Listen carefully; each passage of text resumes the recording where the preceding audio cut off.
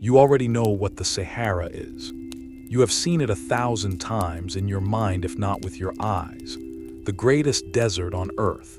An ocean of sand, vast beyond imagining, empty beyond imagining, a dead place, a blank place, a wilderness of dune and rock and merciless sun where nothing lives and nothing ever has. When you picture the deep interior of the Sahara, you picture the ultimate emptiness. The one place on the whole living earth where there is, and always was, simply nothing. You are wrong, and tonight, slowly and gently in the dark, I am going to show you how wrong, because the Sahara is not empty. The Sahara is full of the buried, the hidden, the drowned, not drowned in water, drowned in sand. Beneath those endless dunes in the very deepest and deadest heart of the desert, where a modern traveler can drive for days and see nothing but sand and sky, there lies the grave of a civilization. A real one, a great one, an empire that lived and thrived and grew rich for 1,000 years in the middle of the emptiest place on earth, and then vanished so completely that the world forgot it had ever been there at all, and dismissed the very idea of it as a fairy tale for the better part of 2,000 years. Welcome back. And if this is your first night here, then settle in. You have come to a strange and buried place. Before we go down into it, do the small thing that keeps these journeys alive. Tap subscribe and leave one comment before your eyes grow heavy, where you are, what hour it is, what you are drinking tonight. I read them all in the mornings. Now dim whatever light is still on and let the room go soft and deep. Because tonight we are going to dig gently into the sand and find, sleeping beneath it, a lost world that should not have been possible. Its people were called the Garamantes, and their story is one of the strangest and most quietly astonishing in all of history, because it breaks a rule you did not even know you believed. You believe, everyone believes, that the deep desert cannot hold a civilization, that you cannot build cities and farms and an empire in a place with almost no rain, no rivers, no water. It is common sense. It is obviously true, and the Garamantes did it anyway. For 1,000 years in the dead center of the Sahara, they grew fields of wheat and barley and grapes and dates. They built towns and forts and a capital city. They grew rich as kings on the trade that crossed their desert. They were a real and lasting power in a place that our common sense says can hold nothing at all. And that is the shape of our journey tonight, in 3 slow movements, like sand running through the narrow neck of a glass. First, the desert as you think it is, dead, empty, impossible. We will feel the full weight of that emptiness and the mystery of how anyone found, buried in it, the traces of a great lost people. Then the reframe, the thing that changes everything. We will discover the secret of how the Garamantes did the impossible, how they conjured a green and living empire out of the deadest sand on earth. And it is a secret at once brilliant and beautiful, and in the end, terrible. And finally, the payoff, what became of them, and why it matters far more than an old story should. Because the way the Garamantes fell is not an ancient curiosity, it is a mirror. And what it shows us gently in the dark is worth seeing without fear as we drift towards sleep. You will not need to remember any of it. You are only here to be carried out into the great sand sea and down into sleep. So take a slow breath in and let it out longer than you took it. And let us go first into the emptiness, into the Sahara as the world believes it, so that you can feel when it comes, the full wonder of what was hidden there. Come with me out into the sand. Let us begin then by standing in the emptiness, by feeling fully and slowly just how dead and how vast the deep Sahara truly is, so that the wonder to come will land with all its weight. Come out in your imagination into the deep interior, into the region the old geographers called the Fezzan, in the far south of what is now Libya, near the very center of the great desert, and look around you. There is sand in every direction to every horizon, not the tidy sand of a beach, but a whole rolling ocean of it, dunes the size of hills marching away into the shimmering distance, ridge after ridge after ridge, further than the eye can bear to follow. There is rock, black and burnt, where the wind has scoured the sand away. There is the sky, enormous and pitiless and blue. And there is the sun, which here is not a comfort but a weapon, hammering down on the dead land until the very air shakes with the heat. There is no water. That is the fact that governs everything. In some parts of this desert, rain does not fall for years at a stretch, a decade sometimes, between one shower and the next. There are no rivers, no lakes, no streams. The wells, where there are any, are far apart and precious beyond gold. A person set down alone in this place without water would not last a single day. It is one of the most hostile environments anywhere on the surface of the earth, as close to another planet as our own world offers. And it is silent. That is the thing that stays with anyone who has been there. Away from the wind, the silence of the deep desert is total and enormous and old, a silence that feels less like the absence of sound than like a presence in its own right, vast and patient and indifferent, pressing in on you from every side. Nothing moves, nothing calls. There is only the sand and the rock and the sky and the sun and the great ancient silence going on and on and on, unbroken to the ends of the world. This is the Sahara of our common sense, the dead heart of the dead desert where nothing lives and where surely nothing ever could. Feel the full weight of it as you drift, the emptiness, the heat, the silence, the sheer impossible lifelessness of the place. Hold it because it is about to be overturned. Somewhere out here beneath these very dunes, under this very silence, a whole civilization once lived and laughed and farmed and grew rich. But not yet. For now, only the emptiness. Rest in the great silent Sahara. Rest. How does anyone come to suspect that a lost world lies buried under the deadest desert on earth? For a very long time, no one did. The idea would have seemed absurd, and the first faint hint of it survived in the strangest of places, in a single dismissive passage, in a very old book, written by a man who never went there and did not believe it mattered.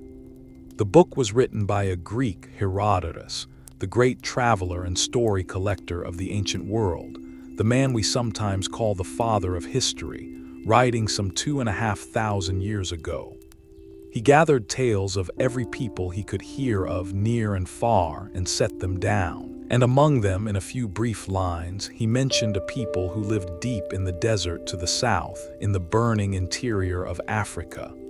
He called them the Garamantes, and he did not think much of them. He passed on the strange scraps he had heard, the way you might repeat a rumor about a distant land, that they were a very great nation, that they spread earth over the salt to grow their crops, and most memorably, that they hunted the cave-dwelling peoples of the desert from chariots. Chariots in the deep Sahara. He set it down as a curiosity, a tale of a remote and barbarous folk at the edge of the known world, and moved on to other things.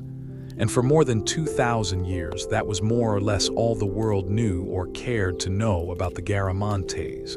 A footnote, a rumor, a few odd lines in an ancient book. And because the source was so thin, and the claim so unlikely, a great nation farming in the deep Sahara, the world quietly decided it could not be true. The Garamantes, if they had existed at all, were dismissed as a minor tribe of desert nomads, barbarians on the empty margins of civilization, of no importance and no achievement. The idea that they might have built something real, something lasting, something great out there in the dead sand was not so much rejected as never seriously entertained. It was obviously impossible. Everyone knew the desert could hold nothing. And so the footnote sat in the old book, unregarded for age after age, while the sand kept its secret. There is something to rest on in that, the way the truth can hide for thousands of years, inside a line everyone has read and no one has believed. The proof was there all along in Herodotus on the shelf, waiting. It only needed someone at last to take it seriously, to look at the dead desert and the dismissed rumor and wonder against all common sense whether there might be something to it after all. And in our own age, at last, someone did rest with the old book and its buried line. The rumor was true. It only took the world 2,000 years to find out. Rest. What finally revealed the truth was not a spade in the sand. It was an eye in the sky. For the deep Sahara had guarded its secret so well for so long, precisely because it was so vast and so deadly that almost no one could cross it, let alone search it. To find a lost civilization buried in an ocean of sand the size of a continent on foot would be to search for a single grain on a beach. And so the desert kept its secret, until we learned to look down on it from above. In our own time, the age of aircraft and then of satellites gave us, for the first time, the power to see the whole desert at once, from high above, to photograph it and map it and study it mile by mile without ever setting foot in its killing heat. And when the archaeologists in recent decades turned that eye upon the deep Fezzan, upon the very region of Herodotus's dismissed rumor, they saw something that stopped them cold. They saw shapes, patterns, straight lines and clustered squares scattered across the dead sand that nature does not make. The unmistakable geometry of the human hand. From high above, faint but clear, they could make out the traces of towns, field systems, the outlines of forts, dozens of them ranged across the desert, the remains of what could only be a lost landscape of settlement and agriculture, an entire civilization's footprint printed across the deadest sand on earth, invisible from the ground but plain as writing from the sky. The rumor in the old book was not a rumor, it was a report. There had been a great nation here, exactly where Herodotus said, and here at last from orbit was the proof, written across the desert in the geometry of vanished towns. And then came the digging, the patient, careful work of the archaeologists who followed the eye in the sky down into the sand. And what they found confirmed everything and more. Not a scatter of nomad camps, but the remains of real towns built of mud, brick, and stone. Cemeteries with tens of thousands of graves. The foundations of a capital city. Pottery and tools and imported luxuries from across the ancient world. Irrigated fields. The unmistakable material remains of a settled, sophisticated, prosperous civilization that had lived here, in the dead center of the Sahara, for 1,000 years and vanished and been forgotten and dismissed, and was now, at last, rising back into the light. Let that moment of discovery hold you as you drift, the eye high above the silent sand, and the ghostly geometry of a lost world resolving out of the emptiness and the slow dawning certainty that the impossible was true. There had been an empire in the deep desert. We had simply never known how to look. Rest as the buried world rises into view, and when you are ready, we will go down among its people and ask the great question, how? How did they do the impossible? How do you build a civilization where there is no water? That is the heart of the whole mystery, and we will come to it gently in the dark. Rest. Every empire has a heart, a capital, a center, a place where its power gathers. And the Garamantes had one too, out in the deep sand, and it is a strange and wonderful thing to imagine. A real city with streets and markets and monuments rising in the middle of the deadest desert on earth. Its name was Garama. Come to it in your imagination in the days of its glory. From a distance across the shimmering sand, you would have seen it long before you reached it. A low sprawl of pale mud brick buildings, packed close together in the way of desert towns, rising out of a sea of green. For Garama did not sit on bare sand. It sat, astonishingly, in the middle of cultivated fields, a green oasis of life in the dead land, and the town rose from the green like an island from the sea. And it was a real town, not a camp, not a cluster of tents, but a settled, built, permanent place. There were houses of mud brick crowded along narrow lanes. There were larger buildings, the halls of the powerful and monuments and temples, and the trappings of a royal center, for Garama was the seat of kings, the capital of a kingdom, the place from which the Garamantes ruled their desert. Some thousands of people lived here in the deep Sahara, going about the ordinary business of an ordinary town, buying and selling, working and resting, being born and growing old and dying, in a place where, by every rule of common sense, no town should have been able to exist at all. And around the capital, scattered across the desert, were the other towns and villages of the kingdom, dozens of settlements, and beyond them the forts, the strongholds that guarded the frontiers and the routes, and beyond those the cemeteries, the great fields of the dead, tens of thousands of graves accumulating over the centuries. The surest sign of all that here was not a wandering people passing through, but a settled nation living and dying in one place, generation after generation, for 1,000 years. Hold Garama in your mind as you drift, the pale town rising from its impossible green fields, the streets and the markets and the halls of the kings, the whole improbable reality of a settled capital city in the dead heart of the Sahara. It was real. It stood for 1,000 years, and its ruins are there still, out in the sand, a place the maps now call Jerma, waiting quietly for the wondering to come. Rest in the hidden capital, rest. Remember the strangest of Herodotus's scraps, the one that seemed most absurd of all, that the Garamantes hunted from chariots in the deep desert. For 2,000 years it sounded like a traveler's tall tale. And then out on the rocks of the Sahara we found the proof, drawn by the Garamantes themselves. For scattered across the desert, carved and painted onto the rock faces of the region, are ancient images, and among them again and again are chariots. Light, fast, two-wheeled chariots drawn by galloping horses, exactly as Herodotus described. The Garamantes were charioteers. They had mastered the horse and the chariot, and they rode them across the hard desert plains, and the images they left on the rocks show them doing it. The flying horses, the small, swift cars, the warriors aboard them. And this tells us what kind of people they were at the top of their society. They were a warrior aristocracy, lords of the chariot, fast and mobile and dangerous, who dominated the desert around them by force of arms and speed. From their chariots and their horses they ruled the routes and the oases. They raided their neighbors.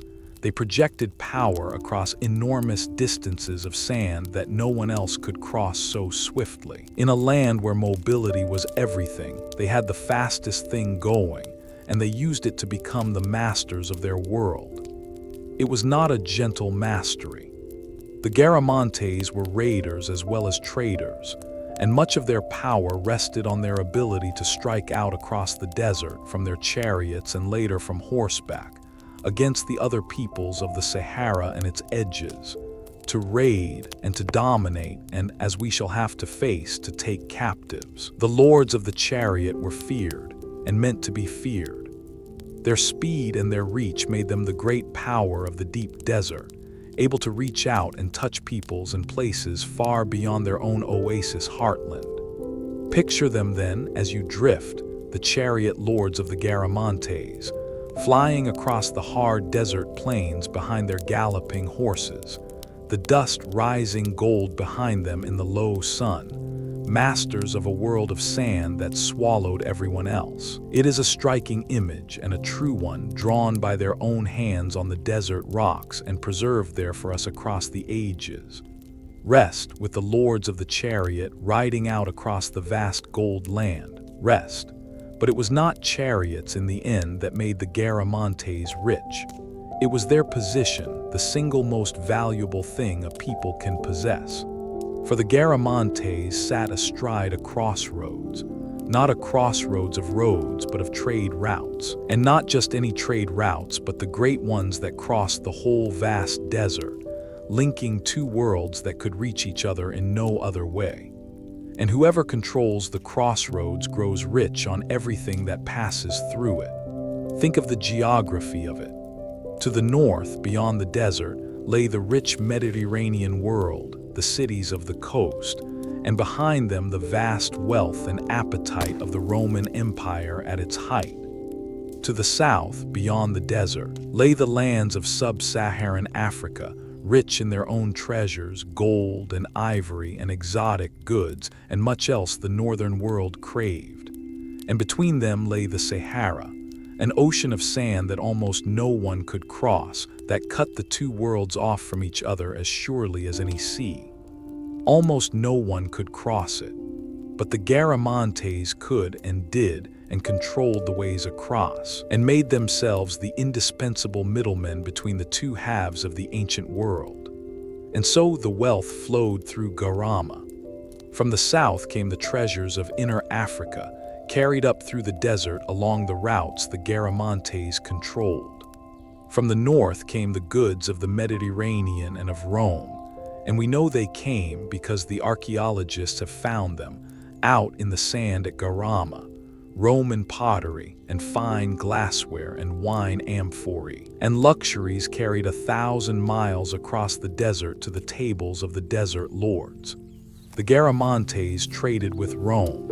They grew wealthy on the exchange, taxing and carrying and profiting from everything that crossed their sand. A people in the dead center of the desert, rich on the commerce of two continents. And here, too, we must be honest, gently in the dark, because the trade had a shadow, as so much ancient wealth did. Among the goods that crossed the desert northward, carried and traded by the Garamantes, were human beings, captives, taken in the raids we spoke of, sold into slavery in the markets of the north. It is a hard truth, and we will not dwell on it cruelly, but we will not hide it either. Part of the Garamantes' wealth, like part of the wealth of Rome and of so many ancient powers, was built on the buying and selling and forced labor of enslaved people. Their brilliance was real. So was that darkness. Both are true, and an honest telling holds them both. Let the crossroads of the sand hold you as you drift, the great routes crossing the dead desert, the treasures of two continents flowing through the hands of the desert lords, the Roman glass gleaming on a table in the deep Sahara, and beneath the glittering wealth its shadow held honestly without flinching and without dwelling. The Garamantes were rich and clever, and their riches, like most, were not innocent. Rest at the crossroads of the sand, in the whole and complicated truth of it, rest. And now we come to the edge of the great mystery, the thing that should not have been possible, the thing that underlay all the rest, the capital and the chariots and the trade. For none of it could have existed without the one thing the desert does not give: food. And to have food in the deep Sahara, you must have farms. And the Garamantes had them, real farms, green and productive, out in the dead sand. How? Because it was not a small thing they grew. The evidence from the seeds and the pollen and the tools the archaeologists have found is that the Garamantes farmed on a serious scale and grew a rich variety of crops. Wheat and barley, the staple grains, dates from great groves of palms, grapes for wine, figs, sorghum and pulses from the south, even cotton. This was not a scatter of desperate little gardens. This was agriculture, settled, productive, sophisticated farming, enough to feed a whole kingdom of towns and forts and a capital city, year after year, century after century, in a place where it does not rain. Stop and feel the full weight of that impossibility, the way we felt the emptiness at the start. To grow wheat, you need water, a great deal of water, poured onto the fields again and again through the growing season. To grow grapes and dates and figs, you need water. A farming civilization is, before anything else, a machine for gathering water and putting it on crops. And the Garamantes lived in a place with almost no rain, no rivers, no lakes, no streams, one of the driest places on the entire surface of the earth. By every rule we know, farming there should have been flatly impossible, and yet they did it richly and for 1,000 years. So where did the water come from? That is the question at the very heart of the Garamantes, the secret that unlocks everything else. Not from the sky, which gave them almost nothing, not from rivers, of which there were none. The water that fed the impossible fields, that grew the wheat and the grapes and the dates, that watered the green oasis around Garama and made the whole civilization possible, that water came from somewhere else entirely. Somewhere hidden, somewhere brilliant, somewhere that would, in the end, hold the seeds of their doom. And that is the reframe, the turn of the whole story, the answer to the great mystery. And it is where we will go when you wake, or perhaps while you sleep. For tonight, rest here at the edge of the secret, among the impossible green fields shimmering in the dead desert, the wheat ripening where no wheat should grow, and let the question hold you gently as you sink. Where did the water come from? We will follow it tomorrow, or in your dreams, down into the dark, to the most astonishing thing the Garamantes ever made. But not yet. For now, only the green fields and the mystery and rest. Rest. So where did the water come from? We left the question hanging at the edge of the green fields, and now, gently in the dark, let us follow it down to its answer, because the answer is one of the most brilliant things any ancient people ever devised, and one of the most quietly haunting. Let us rule out first the things it was not. It was not rain. The sky here gives almost nothing, a few showers in a decade. It was not rivers, there were none. It was not lakes, or springs bubbling up conveniently at the surface. By every visible sign, standing on that dead sand, there was simply no water at all, which is exactly why the whole idea of a farming empire here seemed so impossible for so long. On the surface, the Garamantes had nothing to work with. But the surface, it turns out, was not the whole story. Because far below the dead sand, deep beneath the dunes and the burnt rock, there was water after all, a vast, hidden, ancient store of it, held in the porous stone of the earth like water held in a sponge. An aquifer, a great underground reservoir buried deep, invisible from above, giving no sign of itself on the killing surface, but there, real, enormous, waiting in the dark. Now, an aquifer deep beneath your feet is not, by itself, of much use to a farmer. Water 100 feet down or more in a world without pumps or engines might as well be on the moon. You cannot pour it on your fields. You cannot haul enough of it up, bucket by bucket, to grow a kingdom's worth of wheat. The mere existence of hidden water below is not the answer to the mystery. The answer is what the Garamantes did to reach it, a solution so ingenious and so patient and so vast in its labor that it deserves to stand among the great engineering achievements of the ancient world and is barely known at all. They found a way to make the buried water come to them, to draw it without a single pump or machine out of the deep dark of the earth and up into the light, and to send it flowing across the desert to their fields, using nothing but gravity and geometry and an almost unimaginable amount of human digging. They did not lift the water up. They built a way for it to come down.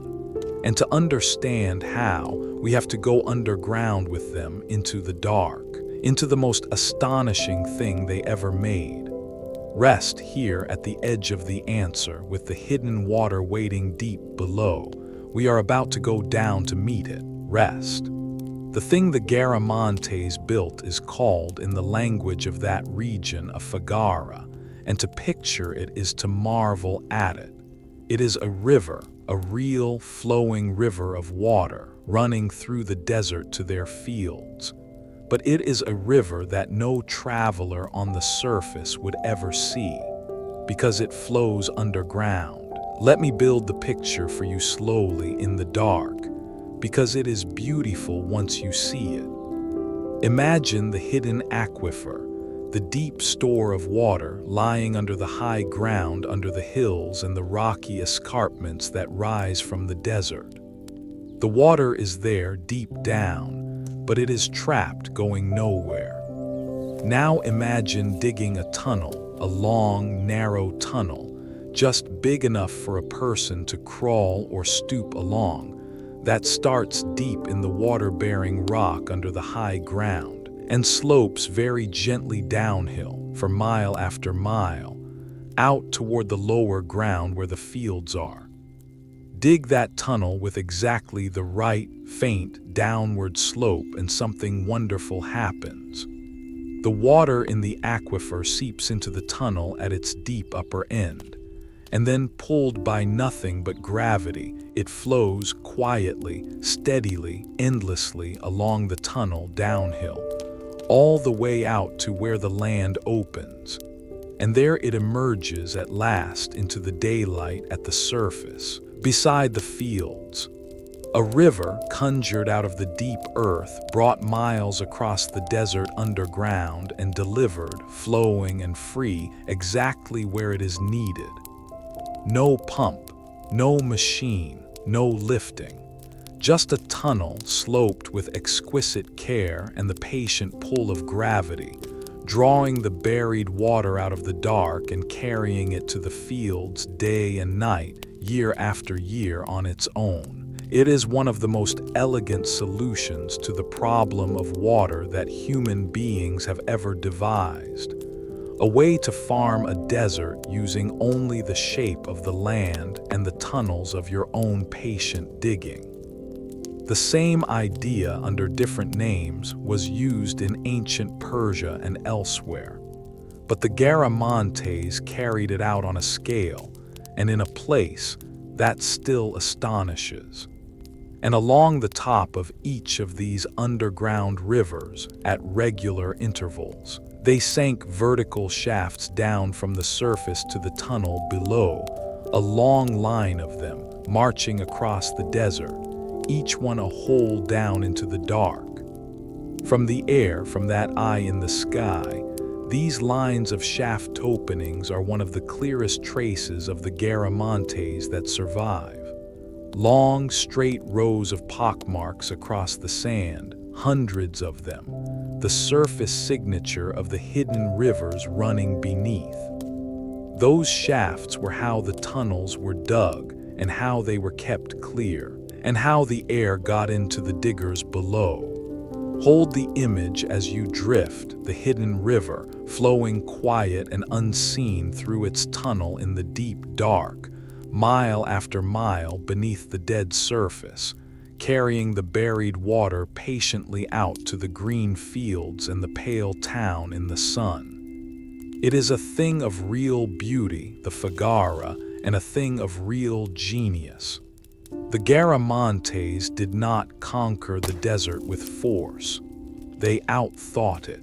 They reached down into its hidden heart and drew out its secret water gently, with nothing but slope and patience.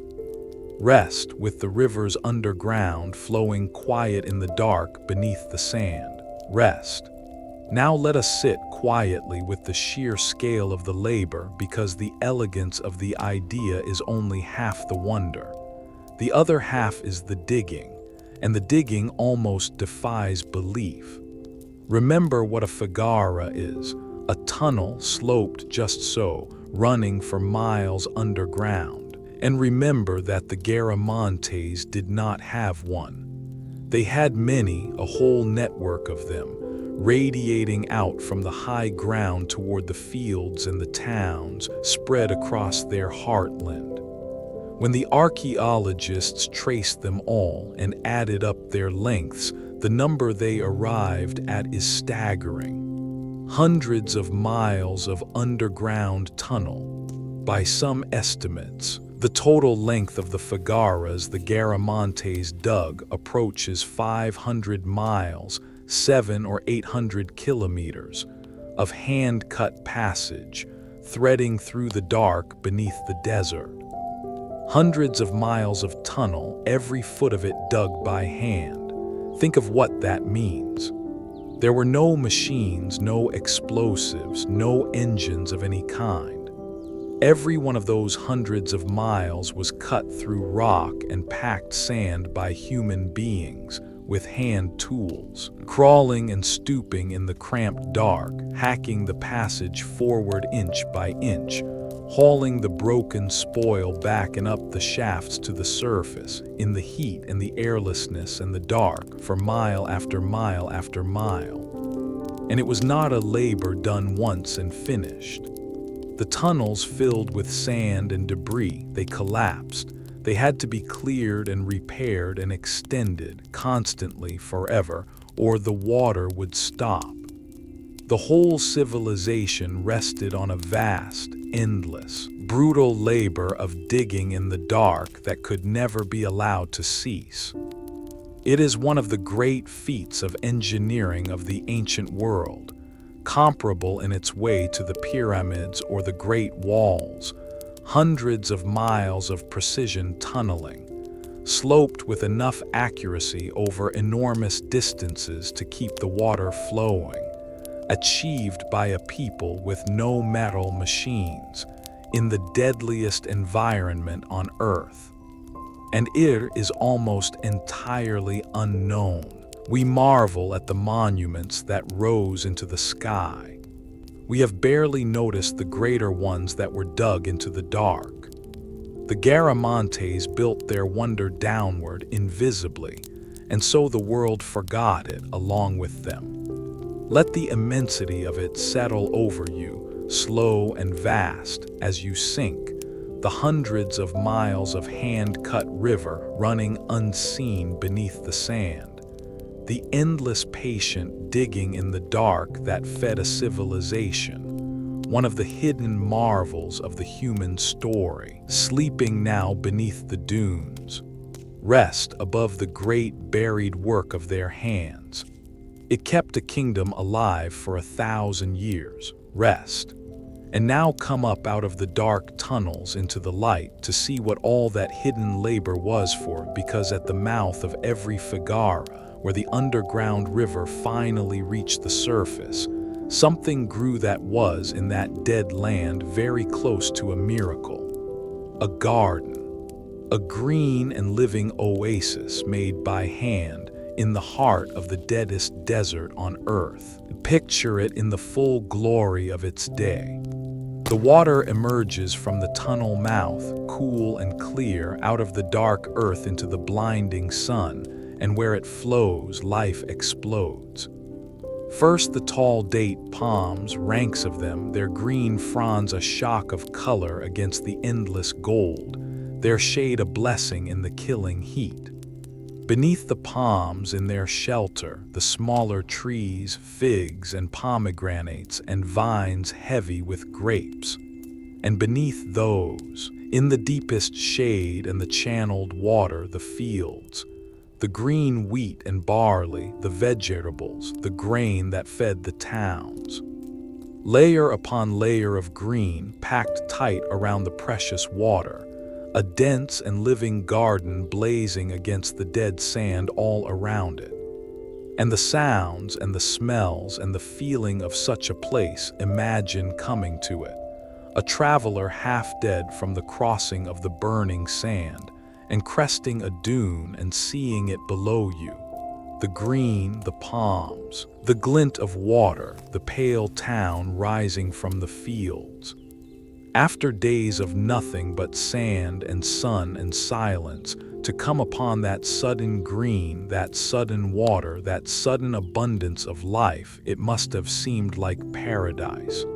It must have seemed like a gift from the gods. And in a way it was, though the gods had had nothing to do with it. It was a gift the Garamantes had given themselves, dug out of the deep earth with their own patient, endless labor, a paradise conjured from the dead land by human ingenuity and human toil. This is the refrain, complete the answer to the impossible. The Garamantes did not farm the desert by luck, or by magic, or because it was secretly easy. They farmed it by the most extraordinary effort of ingenuity and labor, reaching down into the hidden water and drawing it up into the light and making, with their own hands, a chain of green paradises across the dead sand. The empty quarter was not empty because it had to be. It was empty because no one else had ever been clever enough and patient enough and determined enough to make it bloom. The Garamantes were, and for 1,000 years the desert bloomed. Let the green they made hold you now as you drift, the palms and the vines and the flowing water, the paradise dug out of the dead land, the cool shade and the abundance shimmering against the endless gold. It was real and it was beautiful, and it was theirs, made by their own hands out of nothing. Rest in the green oasis in the heart of the desert, in the glory of the Garamantes' golden age. Rest. But every paradise has a price, and the Garamantes' paradise had too, and we must gently and honestly look at both, because they are the seeds of everything that comes after. The first price was paid in the dark by human beings, and it is the harder of the two to speak of. The second was paid by no one yet. It was written into the water itself, and we will come to it next. Let us take the first now with care. Those hundreds of miles of tunnel did not dig themselves, and they did not maintain themselves. And the labor of digging and clearing them, crawling in the cramped, airless, dangerous dark, hacking at the rock, hauling out the spoil mile after mile forever, was among the most brutal work human beings have ever been made to do. And it is very likely, the evidence suggests, that much of it was done by the enslaved, by the captives the Garamantes took in their raids across the desert, forced down into the tunnels to do the labor no free person would choose. The green paradise above, the shade and the abundance and the flowing water, rested on the backs of the unfree in the dark below. The beauty was real. So was the suffering that made it. Both are true. We will not dwell on it cruelly in the dark, at the edge of sleep.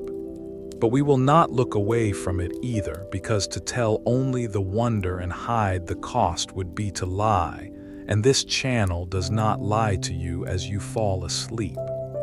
The Garamantes' achievement was genuinely magnificent, one of the great feats of the ancient world, and it was built in significant part on forced labor and on suffering, as so many of the ancient world's magnificent things were.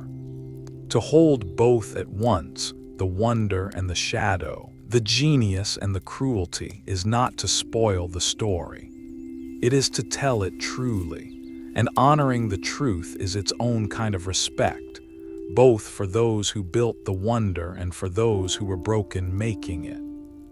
There is a deep and sober peace in that honesty, if you let there be, in refusing the easy fairy tale and holding the whole of the human truth, the light and the dark together, the way the Sahara held both the sunlit garden above and the laboring dark below. The Garamantes were neither simple heroes nor simple villains. They were people brilliant, ambitious, capable of wonders and of cruelties, exactly as people have always been. And their world, like every world, was built on both. Let that whole and honest truth settle over you gently as you sink. The paradise and its price, the green above and the dark below, held together without flinching and without dwelling. It is the truer, and in the end the more peaceful, way to hold a story. Rest in the full and honest truth of the Garamantes' golden age, its wonder and its shadow both. And when you are ready, we will turn to the second price, the one written in the water which no one had yet paid, and which would, in the end, undo them all. But not tonight. Tonight only rest, rest. And now the second price, the one no one had paid yet, the one written silently into the very water that gave them life. It is the deepest and quietest truth of the whole Garamantes story, and once you see it, you cannot unsee it, and it changes the green paradise into something else, something beautiful and doomed from the very beginning. Here is the thing about that vast underground water, the aquifer the Sagaras tapped. It was not being refilled. It was old water, ancient water. It had been laid down long, long before in a wetter age of the world, when the Sahara had not always been the dead desert it is now. For the desert has not always been a desert. Thousands of years earlier, in a period we might call the Green Sahara, that same land had been a place of rains and rivers and lakes and grasslands. And in those wet ages, the water had soaked down and down into the deep rock and gathered there and been stored over uncounted centuries into the great hidden aquifer. But by the time the Garamantes came, that wet world was long gone. The Sahara had dried, the rains had stopped, and so the water in the aquifer was no longer being replaced.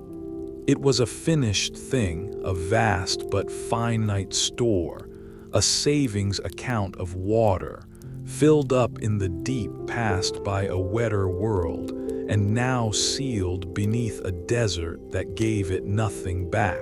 Every drop the Garamantes drew from it through their Sagaras was a drop that would never be replaced. They were not, as they must have believed, drawing on an endless spring. They were spending down an inheritance, a great one but a fixed one. And every year of their green and thriving golden age, the level of that ancient water sank quietly a little lower. They could not have known. That is the tragedy and the innocence of it. To the Garamantes, the water in their Sagaras must have seemed as endless and reliable as the sun. It had flowed for their grandfathers and their great-grandfathers, and it flowed for them, and why should it not flow forever? They had no way to see the vast, slow arithmetic beneath their feet, the finite store draining year by year toward a bottom no one alive would reach. They built their whole magnificent world on the confident assumption that the water was a permanent gift. And it was not a gift at all. It was a loan, and loans come due. Let that quiet, enormous truth settle over you as you drift, the green paradise blooming above and beneath it, invisible and unstoppable, the ancient water slowly, slowly sinking, the great inheritance being spent, the bill accumulating in the dark that no one could see and everyone would one day have to pay. It is written into the story from the very first Sagara. The Garamantes were living gloriously on borrowed water, in borrowed time. But the time was long, 1,000 years long, and for now the water still flowed and the desert still bloomed. Rest above the sinking water in the golden age that did not know it was doomed. Rest. Let us not rush to the ending. The Garamantes had 1,000 years, 1,000 years of plenty, of thriving, of glory, before the bill came due.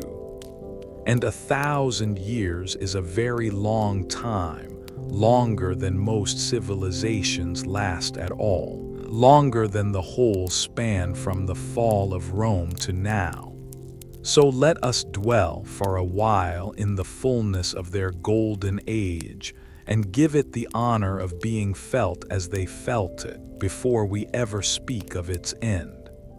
For century after century, generation after generation, the whole improbable machine of their world simply worked. The Fagaras flowed. The green fields grew their wheat and dates and grapes. The caravans crossed the desert, bringing the wealth of 2 continents through the markets of Garama. The chariot lords held their frontiers. The towns filled and grew. Children were born and raised and grew old in the green oasis in the dead desert. And it was, for them, simply the world, the only world, a good world, a world that worked. There were good years and lean years, no doubt, and troubles and wars as there always are. But the great pattern held, steady and sure, for 1,000 years. Think of how solid it must have felt. If you were born in Garama at the height of the Golden Age, your grandparents had lived here, and their grandparents back and back beyond memory, in the same green oasis, drinking the same flowing water, farming the same fields. Everything around you spoke of permanence.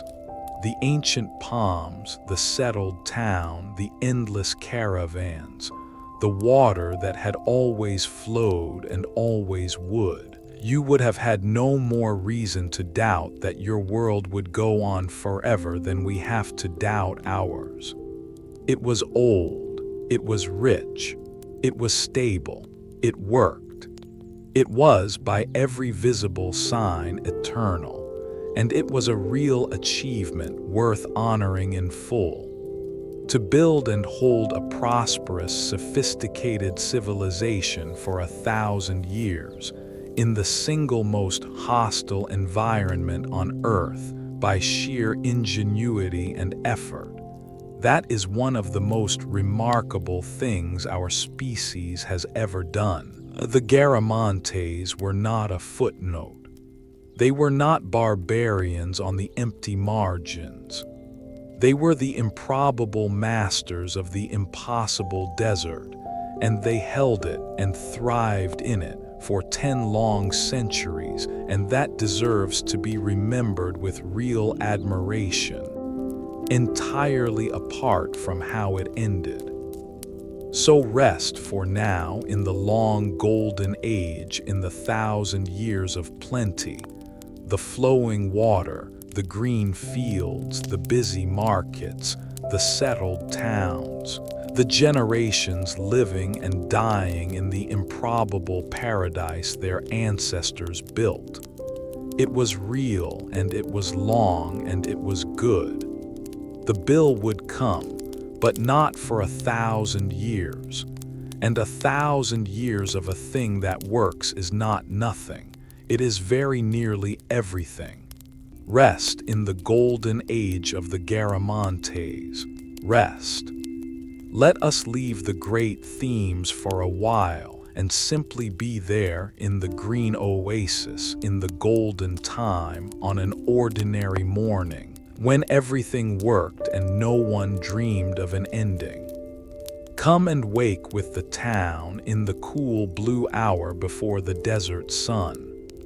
The dawn comes gently to the oasis, the sky paling over the endless dunes to the east, the great heat not yet risen, the air cool and soft and sweet with the smell of the green.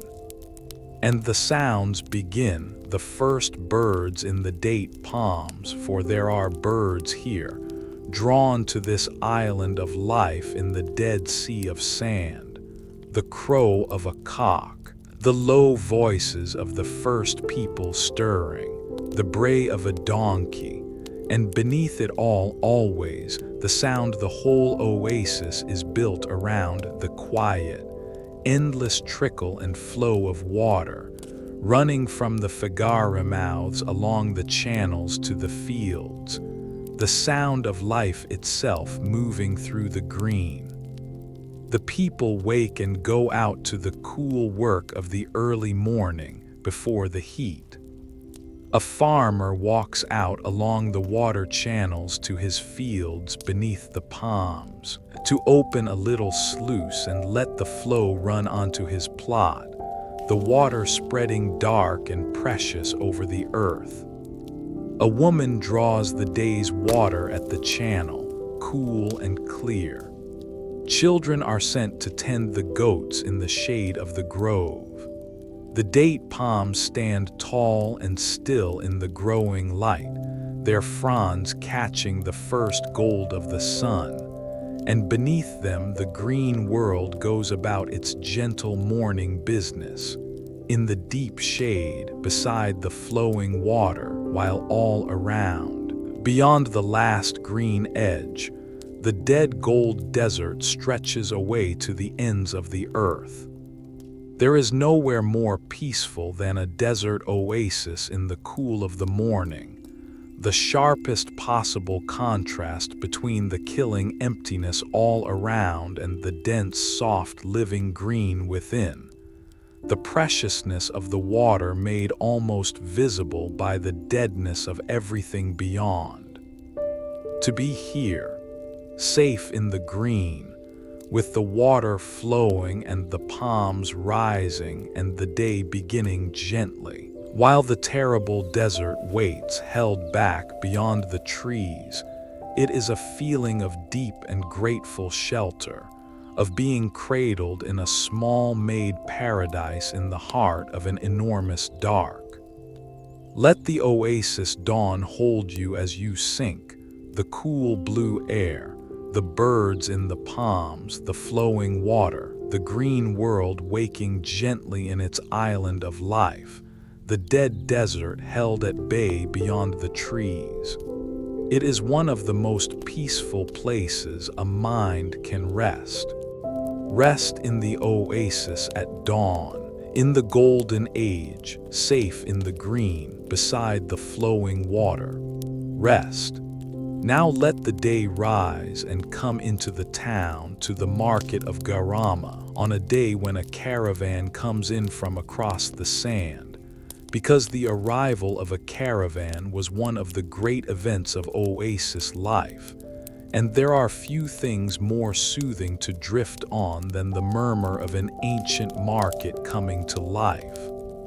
Word comes first from the watchers at the edge of the green. A caravan sighted on the northern horizon, a long dark line of camels and men shimmering in the heat, come at last from the far coast across the killing sand. And the town stirs with the news because a caravan means goods, and news and travelers and trade, the whole wide world arriving at once at the edge of the desert. The people gather, the merchants ready their wares, and slowly, wearily, gloriously, the caravan comes in, the tall camels swaying under their loads, the men dusty and hollow-eyed from the crossing, the whole exhausted train filing at last into the blessed green and the flowing water after days in the dead sand. And then the market. Imagine the sounds and the smells of it, the calling of the traders, the haggling in many tongues, the goods spread out in the shade of the palms. From the north, carried across the desert, fine pottery and glittering glassware and jars of wine and the manufactured luxuries of Rome and the coast. From the south, come up through the desert on other caravans, gold and ivory and exotic goods from the heart of Africa. And all of it changing hands here in the market of Garama, in the green oasis in the middle of the dead sand, the crossroads of two worlds, loud and rich and alive with the commerce of half the ancient earth. And over it all, the deep satisfaction of a people at the center of things. For a moment in the market of Garama, You would not feel that you were in a remote outpost at the edge of the world. You would feel that you were at the very heart of it, that all the roads led here, that all the wealth flowed through here, that this green town in the dead desert was, improbably, one of the great crossroads of the world. And in a real sense it was. Let the murmur of the ancient market carry you gently down, the swaying caravan coming in from the sand, the traders calling, the goods of 2 continents changing hands in the palm shade, the whole rich, loud life of the crossroads oasis in its golden age. Rest in the market of Garama at the heart of the world in the good years. Rest, and let us end this immersion and this whole part of our journey, not with kings or caravans, but with a single ordinary life, one life, lived out from beginning to end in the green oasis, in the golden age, because the ordinary life is the truest measure of what the Garamantes made, and of what in time would be lost. Imagine, then, a child born in Garama at the height of the golden age. Born in a mud brick house in the pale town, in the green oasis, in the dead desert. And imagine the whole shape of that life. Growing up among the palms and the water channels, learning to swim in the cool fallage, learning which dates were ripe and how to tend the young wheat, playing in the dense green shade while the terrible desert waited safely beyond the trees. Growing older, taking up the work of the oasis, farming or trading, or the endless tending of the precious water. Falling in love perhaps at a market or a festival. Raising children of their own in the same green town, teaching them the same skills, the same rhythms, the same deep certainty that the water would always flow and the world would always hold. And growing old at last in the shade of the palms, watching the grandchildren play by the water, as the parents and grandparents had watched before, and dying in the fullness of years and being carried out to one of the great cemeteries at the edge of the green, and laid to rest in the sand, among the tens of thousands who had gone before one more life, added to the vast slow accumulation of lives that had made and held the oasis for 1,000 years. An ordinary life. A good one most likely, no easier or harder in its essentials than a life anywhere, full of the same loves and labors and small joys and sorrows that fill every human life in every age, and lived from first breath to last in the confident, unquestioned certainty that the green world was permanent, that the water was eternal, that the oasis would hold, that the grandchildren's grandchildren would live here too, in the same green shade forever.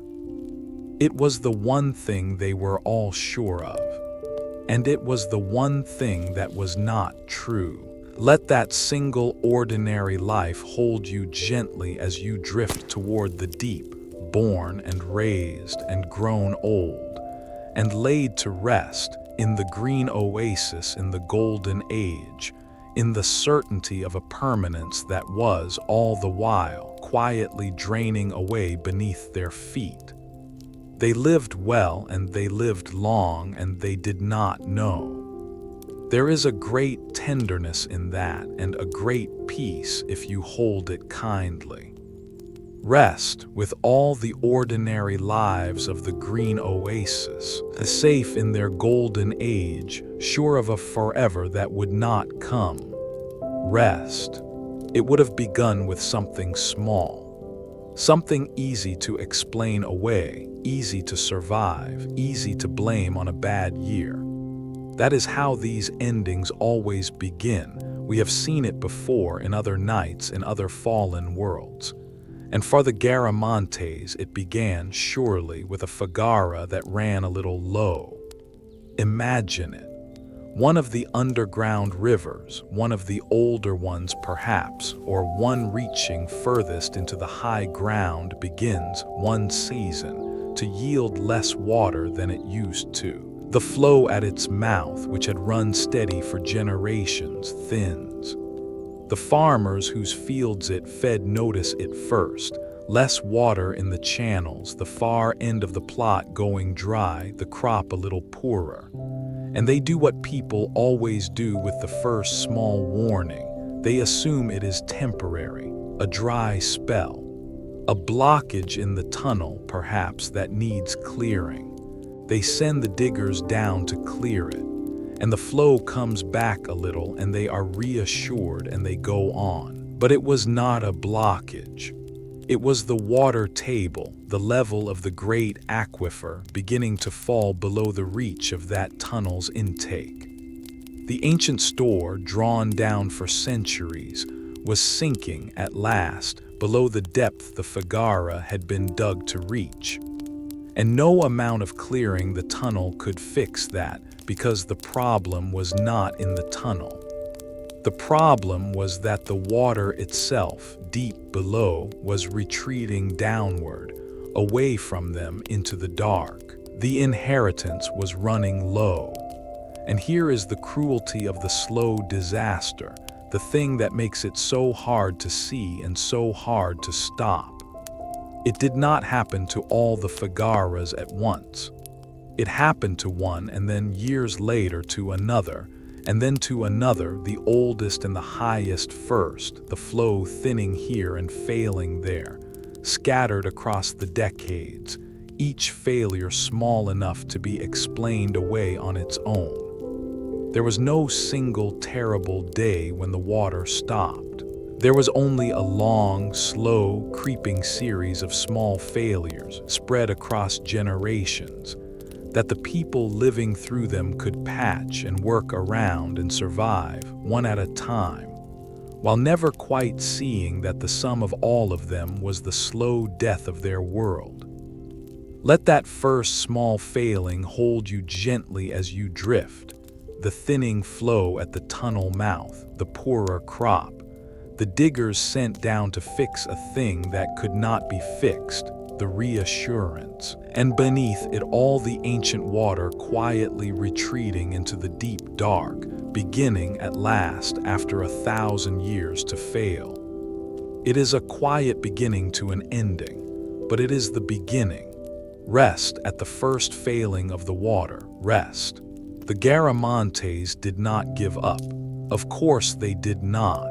They were clever and determined, and their whole world depended on the water, and so when the Fagaras began to fail, they did the only thing they could do. They chased the water down, and in chasing it, they set the trap that would destroy them. For if the water was sinking below the reach of your tunnel, there was, in principle, an answer: dig deeper. Extend the tunnel further back into the high ground and cut its intake deeper, down to where the water had retreated, or dig entirely new Fagaras, longer and deeper than the old ones, reaching further to find the sinking water. And so they did. As the old rivers failed, the Garamantes drove new tunnels, deeper and longer, chasing the retreating water further and further into the dark, extending their vast network of hand-cut passages ever outward and downward in pursuit of the flow that kept slipping away. But feel the terrible arithmetic of it slowly in the dark. A deeper tunnel is not a little more work than a shallow one. It is far more. A longer Fagara is not a little more digging. It is enormously more. And every foot deeper, every mile further, the water they reached was less, and lower, and harder to get, and would itself keep sinking. requiring the next tunnel to be deeper and longer still. They were on a treadmill that ran ever faster and gave ever less, pouring more and more labor, more and more of their people's toil and their captives' suffering, into digging ever more desperately for a resource that was, in the end, simply running out, and could not be dug back into existence no matter how deep they went. It is one of the most poignant patterns in all of history, the enormous, heroic, doomed effort to sustain the unsustainable. The Garamantes were not lazy or foolish or careless. They fought for their world with everything they had. They dug like titans, deeper and further than ever, throwing the whole strength of their civilization into the struggle to keep the water flowing. And it could not work. Not because they did not try hard enough, but because the thing they were fighting was not an enemy that could be beaten by effort. It was arithmetic. It was a finite store running out, and no amount of digging can refill an empty well. Let the great doomed effort hold you as you drift, the Garamantes driving their tunnels ever deeper into the dark, chasing the sinking water with all the strength of their world, working harder and harder for less and less, heroic and hopeless at once. There is a terrible dignity in it, and a terrible sadness. They did everything right and everything they could, and it was not enough because the problem was never something effort could solve.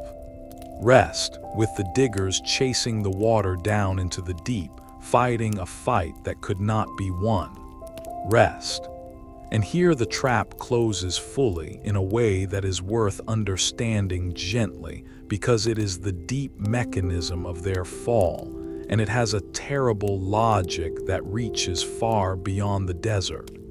Think about what the deeper digging required. Labor, vast and growing amounts of it, more and more with every year, to drive the ever longer tunnels and to keep the whole failing network clear. And where did the labor come from? In large part, as we have seen, from the enslaved, from captives taken in the raids across the desert. And the raids and the power to take captives and the whole apparatus of the Garamantes' strength depended in turn on their wealth, on the prosperity that came from the trade and the agriculture, which depended on the water. Do you see the terrible circle? The water was failing, so they needed more labor to chase it. But more labor meant more raiding and more strain on a system whose whole strength came from the very water that was failing. As the water declined, the agriculture declined, and the wealth declined. And so the power to command the labor needed to save the water declined too, at exactly the moment when more labor than ever was needed. The failing of the water did not just starve the fields. It weakened the very civilization whose strength was the only thing that might have kept the water coming. Each part of the collapse fed the others. The world began slowly to eat itself. This is what a civilization looks like when its foundation gives way, not a single dramatic blow, but a spiral, a feedback, each weakness deepening the next. The whole intricate system that had lifted them so high now working, in reverse, to pull them down. The strength that had built the empire, the fagaras, the labor, the trade, the raiding, all bound tightly together became, when the water at its center began to fail, the very machinery of its unraveling. What had all pulled together to raise them up now all pulled together to bring them down. Let that hard, quiet understanding settle over you without fear. In the dark, the terrible circle, the world eating itself, the strength turned to weakness, The whole magnificent interlocking system that had thrived for 1,000 years now slowly, inexorably, coming apart along the very connections that had made it strong. It is a pattern we have seen before in other nights. It is perhaps the deepest pattern of how great things fall. Rest with the slow spiral of the Garamantes decline and hold it gently, for it is very old and very far away and it cannot touch you tonight. Rest. And as if the failing water were not enough, the wider world was changing too, in ways that struck at the Garamantes' other great source of strength, their trade. For their wealth had rested on being the crossroads, the indispensable middlemen between the Mediterranean and inner Africa. And the northern half of that trade depended on one great customer above all others: Rome. For centuries, mighty Rome to the north had been the great engine of demand, hungry for the gold and ivory and exotic goods of Africa, rich enough to pay for them, stable enough to keep the trade flowing. The wealth of Rome had flowed south to the desert lords, and the treasures of Africa had flowed north through their hands, and the Garamantes had grown rich in the middle. But Rome, in time, entered its own long troubles, the crises and the slow decline that would, in the end, bring the whole Western Empire down. And as Rome weakened and its wealth shrank and its appetite faded, the great trade that had enriched the desert crossroads began slowly to wither. The caravans came less often. The markets of Garama grew quieter. The Roman glass and pottery and wine that had once flowed across the sand to the desert lords' tables came in a thinner and thinner stream, and then at last hardly at all. The crossroads was still there in the middle of the desert, but the traffic that had made a crossroads valuable was drying up, just as surely as the water was, and at nearly the same time. The two great pillars of the Garamantes world, the water and the trade, were failing together. Feel the compounding of it, the way the troubles gathered as troubles do all at once. The water sinking, the fields failing, the labor straining, the world eating itself. And now, on top of all that, the trade withering as the great northern customer declined, the second source of wealth failing just as the first gave way. It was not one disaster. It was many, arriving together, each making the others harder to bear, converging on a civilization that had thrived for 1,000 years and was now, in the space of a few generations, being pressed from every side at once. Let the quieting roads hold you gently as you drift, the caravans coming fewer and fewer across the sand, the markets of Garama falling silent, the great trade of two continents withering as the world to the north declined, the second pillar failing as the first gave way. The crossroads was becoming, once more, simply a remote place in a dead desert. Rest as the roads fall quiet and the world grows still around the fading oasis. Rest. And so, at last, the green began to retreat, the living oasis, the paradise made by hand, beginning slowly to shrink back before the returning desert, field by field, palm by palm, year by year. And to watch it gently from a distance is to watch the undoing of everything the Garamantes had made. It happened the way the water failed, not all at once, but at the edges first and slowly. A Fagara failed for good beyond any digging, and the fields it had fed went dry, and the crops withered, and the farmers, having no water, abandoned their plots.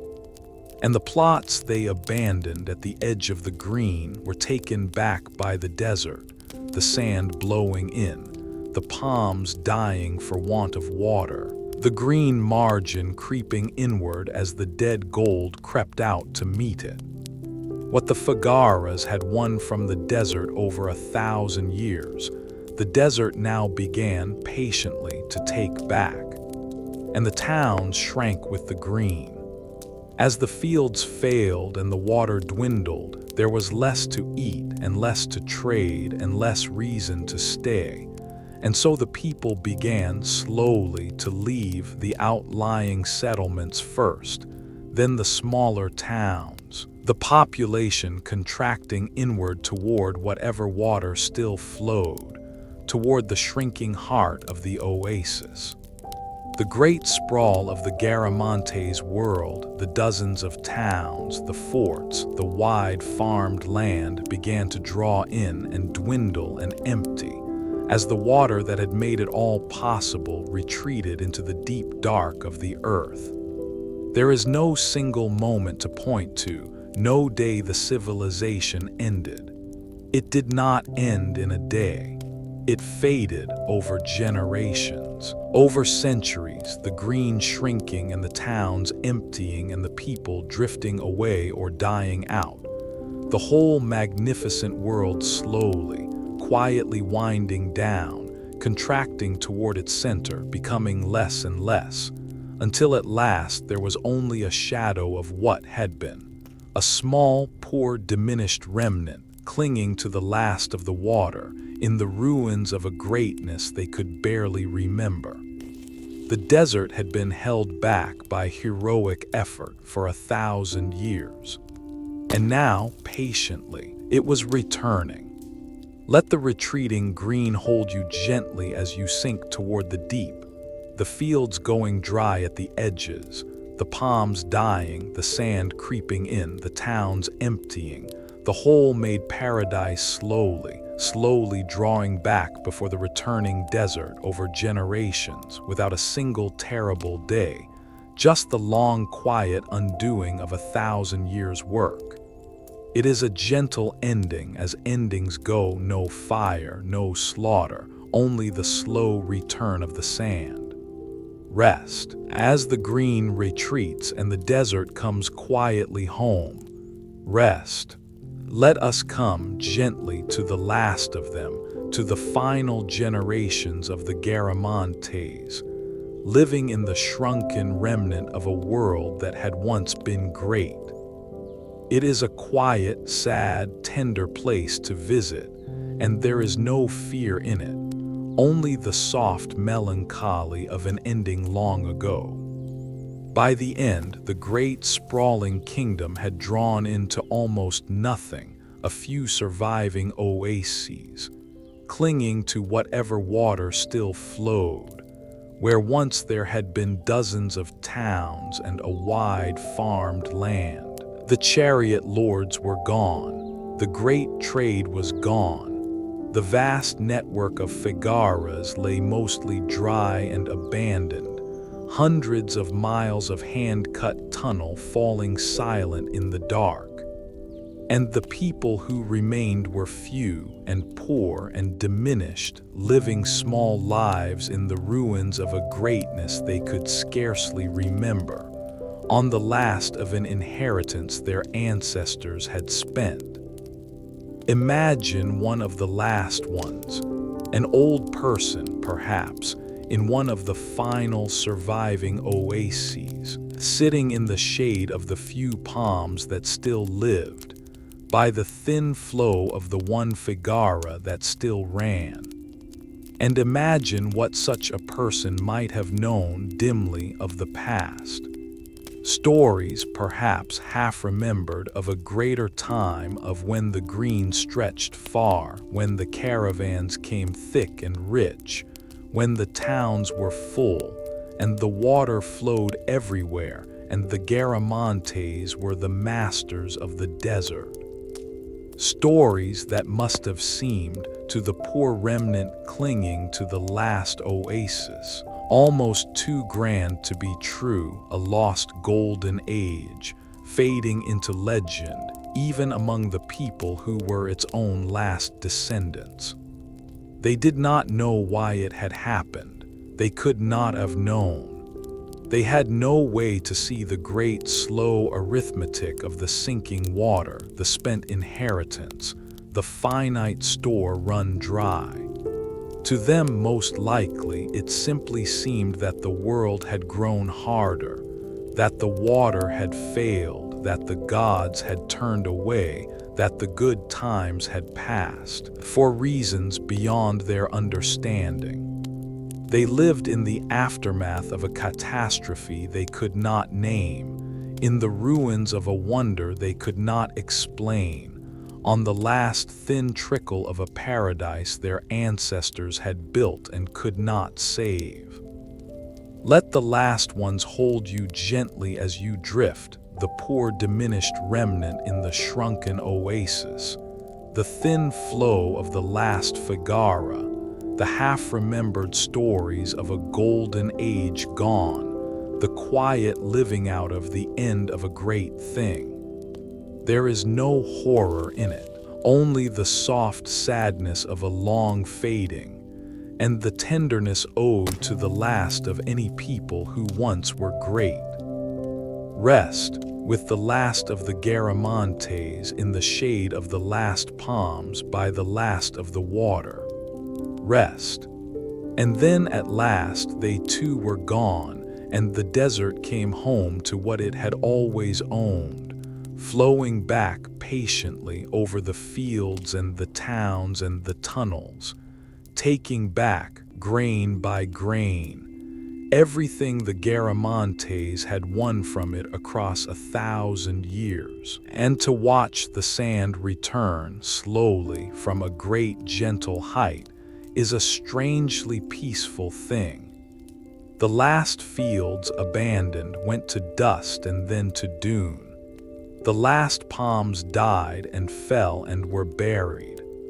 The mud brick towns, with no one left to repair them, softened in the rare rains and crumbled in the wind, and the sand blew into their empty rooms and up their empty streets, and slowly over the years drew a smooth blank blanket over all of it. The Saharas, their tunnels no longer cleared, filled with sand and collapsed, their long lines of shaft mouths blowing full and vanishing, until the hundreds of miles of hand-cut river beneath the desert were sealed away in the dark, silent and forgotten, holding nothing now but sand.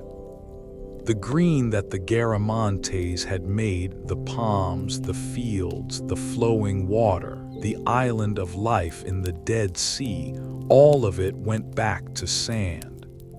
Where there had been a paradise, there was desert again, indistinguishable from all the desert around it, as if the paradise had never been. The dead emptiness we stood in at the very start of tonight, the endless dunes and the great silence, that emptiness was not the desert as it had always been. It was the desert as it had returned, closing over a lost world, wearing the mask of an eternal blankness that was really a grave. And the silence came back, the great, total, ancient silence of the deep Sahara, settling once more over the buried oasis, over the sealed tunnels, over the crumbled towns and the tens of thousands of graves, as if the water and the green and the caravans and the whole 1,000-year life of the Garamantes had been nothing but a dream the desert had briefly allowed, and then waking, forgotten. The sand came home, and the silence was complete. Let the returning sand hold you gently as you sink toward the deep, the fields going to dune, the palms falling, the towns softening away, the tunnels sealing in the dark, the green vanishing back into gold, the great silence settling over everything, patient and total and old. It is a gentle burial, the desert's slow and quiet and complete. Rest as the sand comes home over the lost oasis, and the silence closes, and the Garamantes sleep at last beneath the dunes. Rest. And then came the forgetting, the long, near-total silence that swallowed the Garamantes so completely that the world came to doubt they had ever been great at all. And it lasted, this silence, for the better part of 2,000 years. When the sands had closed over the last oasis, and the last of the Garamantes had gone, the memory of them faded from the world with astonishing speed. The peoples who came after in that region knew little of them. The wider world knew only the old scraps in Herodotus, the few dismissive lines about a desert people and their chariots, and having no reason to believe there had been anything great out there in the dead sand, quietly assumed there had not been. When new powers crossed the desert in later ages, they found no golden kingdom, no green empire, only scattered oases and the blank and silent sand. The Garamantes became a footnote to a footnote, a half-remembered name, dismissed as a minor tribe of barbarians if they were remembered at all. Century after century, the truth lay buried, literally buried, under the sand, in the sealed tunnels and the crumbled towns and the tens of thousands of graves. The proof of a great lost civilization was there the whole time, out in the desert, waiting. But the desert kept it, and the world forgot it, and the old dismissive lines in Herodotus sat unregarded on the shelf. And for the better part of 2,000 years, the Garamantes were to the world nothing at all, an empire that had lived and thrived and fallen, and been forgotten so completely that its very existence as a great power was doubted or denied. Think of how total that forgetting was, how a whole civilization that had held the impossible desert for 1,000 years, that had dug hundreds of miles of underground rivers, that had traded with Rome and built a green paradise in the deadest sand on earth, could vanish so completely from human memory that the world came to believe there had never been anything there to remember. It is one of the most complete disappearances in all of history, and it is a humbling one, for it tells us quietly that greatness is no guarantee against oblivion, that a whole world can be lost so thoroughly that even the fact of its greatness is forgotten, that the desert and time can erase almost anything. Let that long silence hold you gently as you drift the 2,000 years of forgetting, the buried proof, the dismissed footnote, the whole great world erased so completely that no one believed it had been great at all. It is a deep and sobering quiet, but it is not the end of the story. For the buried is never quite the same as the destroyed, and what the desert had kept, the desert would in the end give back. Rest in the long silence over the sleeping empire. It was not forever. Rest. Here is the turn, the gentle mercy hidden inside the whole hard story. The truth that the very desert that erased the Garamantes also all the while was keeping them. The sand that buried them was not only their grave, it was their preservation, and in the fullness of time it gave them back. Think of it. The dry desert, the same killing aridity that starved their fields and drove them out, is also one of the greatest preservers on Earth. Where a wetter climate would have rotted and dissolved and washed away all trace of them, the bone-dry Sahara held everything: the mud-brick walls, the pottery, the seeds and the pollen that tell us what they grew, the tens of thousands of graves, the very shafts and tunnels of the Fagaras, the whole material record of their world, kept safe and dry beneath the sand for 2,000 years. The desert that had no mercy on the living Garamantes had, in its way, an immense mercy on their memory. It sealed them and kept them and waited. And when at last, in our own age, the eye in the sky looked down and the archaeologists came, the desert gave them back the buried towns rising into view from orbit, the Fagaras traced across the sand, the graves opened, the seeds and the pottery and the Roman glass lifted gently from the dry earth. The whole lost world reassembled, piece by piece, out of the very sand that had erased it. The Garamantes, forgotten for 2,000 years, dismissed as a fairy tale, were proven real and great and astonishing at last, not in spite of the desert, but because of it, because the desert had kept them so perfectly all along. There is a deep consolation in that, and it is the same consolation that runs beneath all of these nights.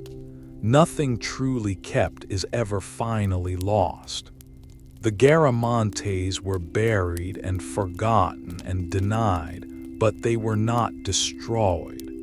They were only sleeping, in the dry dark under the patient sand, waiting for the wondering to come. And it came, and they woke. And now they are known again and honored again, and their impossible achievement is remembered again, 3,000 years and more from its beginning, by people they could never have imagined, by you tonight in the dark. Let that consolation hold you as you sink toward the deep, the desert that erased them and kept them both, the buried world sleeping safe in the dry dark, the long wait, and the waking, the truth that oblivion is not always final, that what is kept can be given back, that even the most completely forgotten can be found and known and honored again.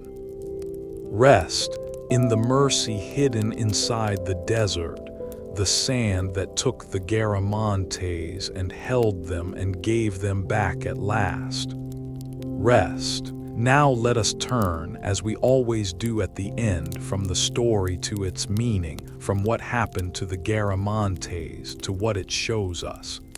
And at the heart of it is a single idea, simple and profound, and once you see it everywhere. The Garamantes made a bargain, and it is the oldest and most tempting bargain there is. The bargain was this: they built a magnificent world on a resource that could not last. The water that made their whole civilization possible was not a renewable gift, replenished each year like rainfall or a living river. It was a finite inheritance, a fixed store laid down in the deep past that could only be spent, never refilled. And the Garamantes spent it. They spent it gloriously, brilliantly, building a 1,000-year golden age with it. But they were spending, all the while, a thing that had no more coming. And a world built on a resource that runs out will last exactly as long as the resource, and not one day longer. It is such an easy bargain to make and such a hard one to see. Because for a very long time, for 1,000 years, it looks exactly like success. The water flows, the fields grow, the world thrives, There is no visible difference in any single year between drawing on an endless spring and spending down a finite store. The water in your channel looks the same either way. The only difference is invisible and slow and deep, the level sinking year by year in the dark toward a bottom that no one alive will reach, but that someone eventually must. The bargain feels like a triumph for every single generation that makes it, right up until the generation that finds the well gone dry. And that is what makes it the most dangerous bargain of all, not that it fails quickly, but that it succeeds for so long. If spending down the water had failed in 10 years, the Garamantes would have stopped and found another way or never built their world at all. But it succeeded for 1,000 years. It rewarded them richly for 40 generations. It became the whole basis of their civilization, unquestioned, unquestionable, the obvious foundation of everything. And by the time the cost finally came due, there was no other way left. The whole world was built on the bargain, and the bargain had come to its end. Let that quiet, deep idea settle over you as you drift. The oldest bargain, the finite store spent as if it were endless. The triumph that lasts for 1,000 years and then all at once is not a triumph at all. The Garamantes were not fools to make it. It was, for 40 generations, the wisest thing in the world. That is precisely what makes it so hard to see and so worth understanding. Gently in the dark. Rest with the bargain they made, the glorious, doomed, deeply human bargain of building forever on a thing that runs out. Rest. There is a second lesson braided into the first, and it is about the kind of ending the Garamantes suffered because it was the most dangerous kind there is. It was slow, it was invisible, and it was spread so thin across so many generations that no one living through it could ever quite see it. We have met this truth before, on other nights, but the Garamantes show it more purely than almost anyone. Their world did not end in a battle or a disaster or a single terrible year. It ended over centuries, one dry figara at a time, so gradually that every single generation could tell itself that things were more or less fine. A little harder than before, perhaps, but manageable, survivable, nothing to panic over. The decline was real and relentless, but it was slower than a human life, and so no one ever lived through enough of it to see the whole shape of it. Each generation saw only its own small slice. A slightly drier year, a slightly poorer harvest, one more failing well. And each generation coped and adapted and passed a slightly diminished world on to the next, which coped and adapted in turn. This is the cruel genius of the slow disaster. A fast one we can see and fear and fight. A flood, a fire, an invading army, these announce themselves. They concentrate the mind, they call forth every effort. But a slow disaster, one that unfolds across generations, hides inside the ordinary. It never quite crosses the threshold of alarm in any single year. It is always just a little worse than last year, and last year was survivable, so this year will be too. And by the time it has accumulated into something undeniable, it is far too late. The thing is spent. The well is dry, and there is nothing left to do but live in the aftermath of a catastrophe that never once, on any single day, looked like a catastrophe. There is deep wisdom in seeing this clearly, and it is not a frightening wisdom but a clarifying one. The dangers that end great things are rarely the loud, fast, obvious ones we are built to fear. They are the quiet, slow, patient ones that hide in the gap between a single year and 100. The ones too gradual for any single human life to register, that can only be seen from very far away, from outside, from above. The way we can see the Garamantes' whole slow fall in a way that no Garamantes ever could. To know that such slow endings exist, and to know how they hide, is itself a kind of protection the Garamantes never had. Let that understanding rest over you. Cool and clear in the dark, the slowest kind of ending, hidden in the ordinary, invisible to anyone living through it, undeniable only when it is already too late. It is one of the truest things the deep past can teach, and to see it gently without fear from the safe distance of 3,000 years is to be given a lamp the Garamantes were never given. Rest in the clear, cool light of that understanding. Rest. It is impossible to sit with the Garamantes' bargain and not feel it at some point turn into a mirror. So let us look into it gently and honestly, and then this matters, let us set it down and rest. For there is a way to hold this thought that brings not anxiety, but a deep and useful calm. For we too, in our own age, draw water from the deep.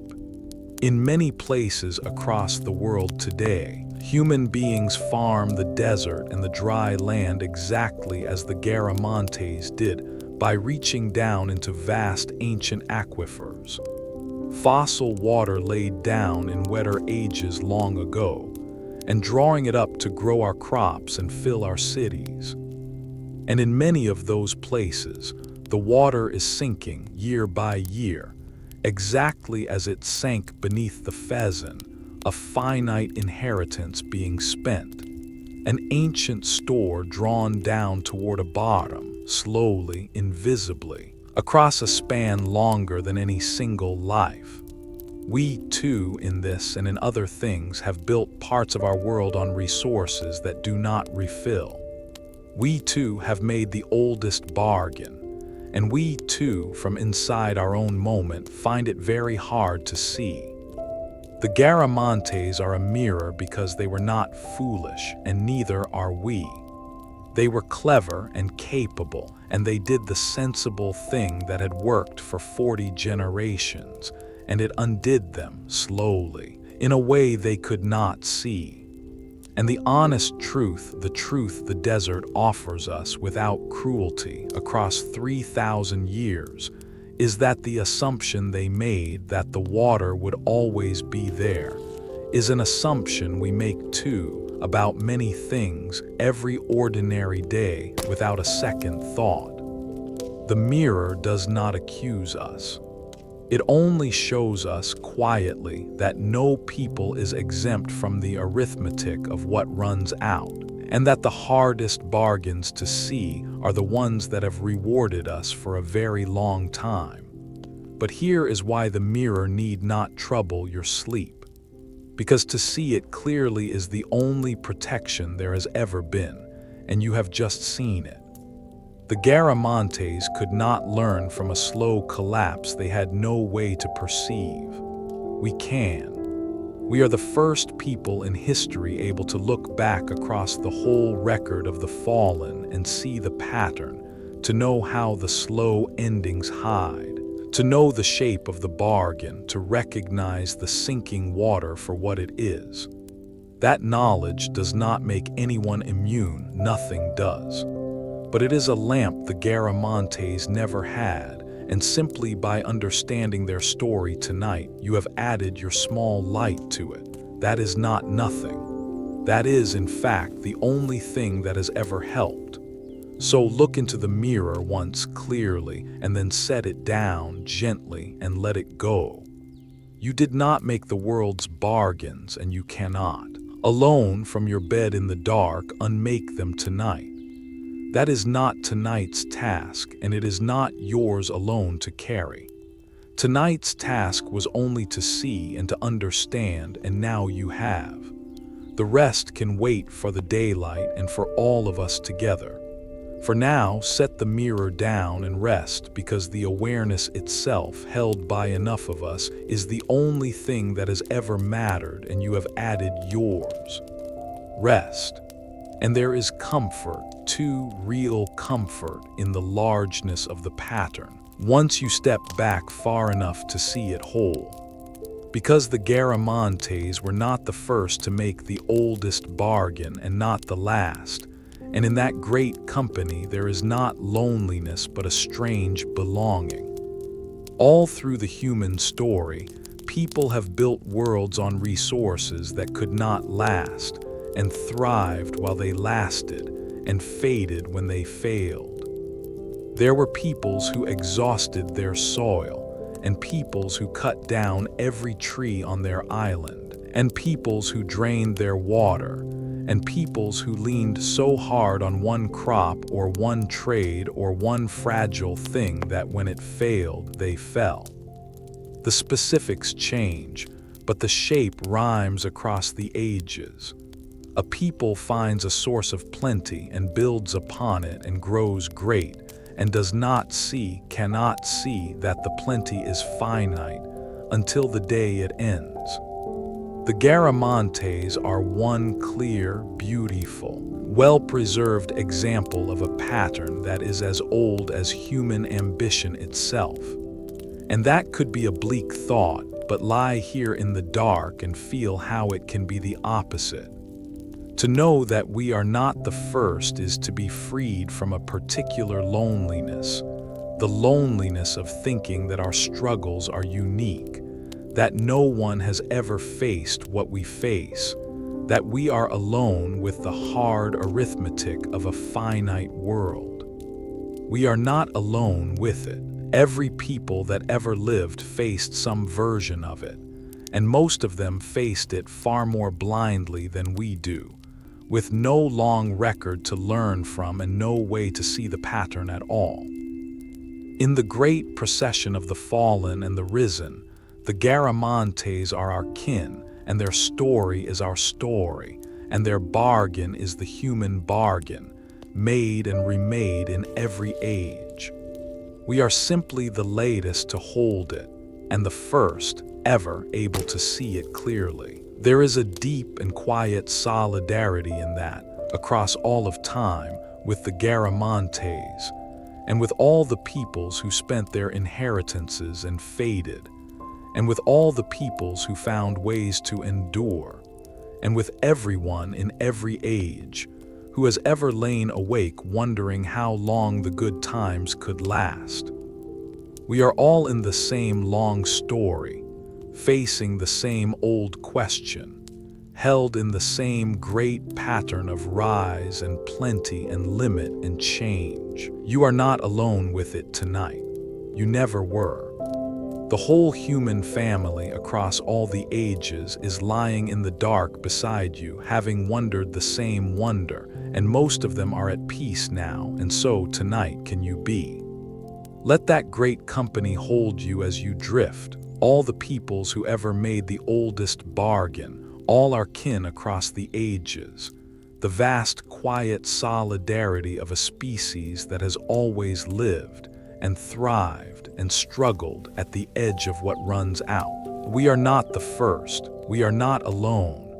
We are the latest turning of a very old wheel held in a company older than any single world. Rest in the great company, in the deep belonging. Rest.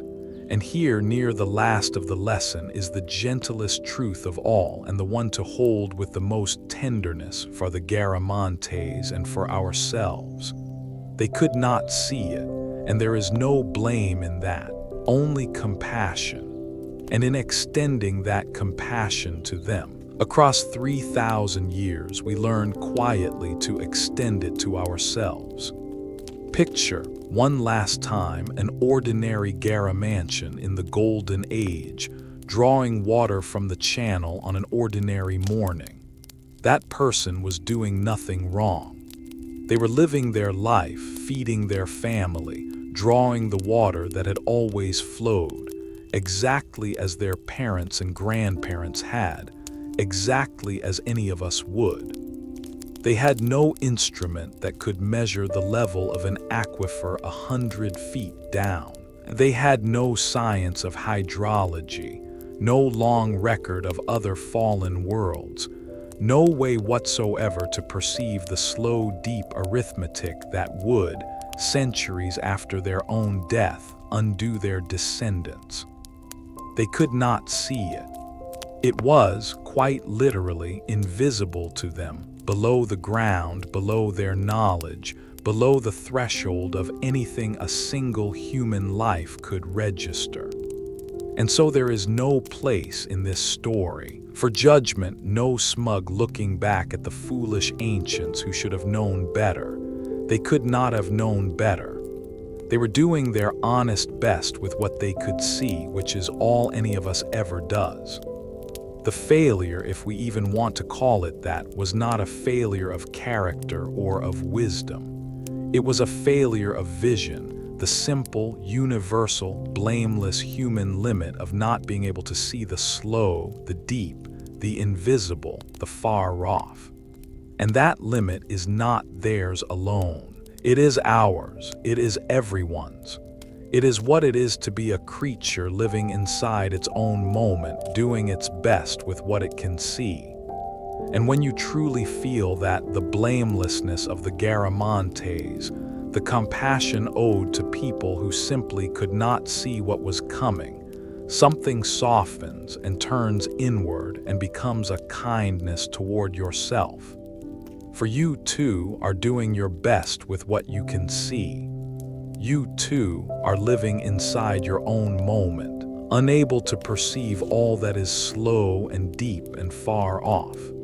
You too will make bargains whose costs you cannot fully see, as every human being always has.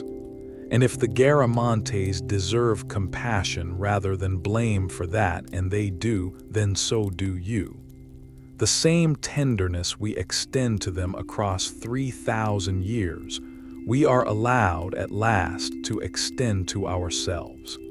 Let that gentle, forgiving truth hold you as you sink toward the deep, the blamelessness of those who could not see, the compassion owed across the ages, and the quiet permission hidden inside it to be gentle with yourself as well. You are doing your best in your own moment with what you can see. That is all the Garamantes did. That is all anyone has ever done, and it is enough. It has always been enough.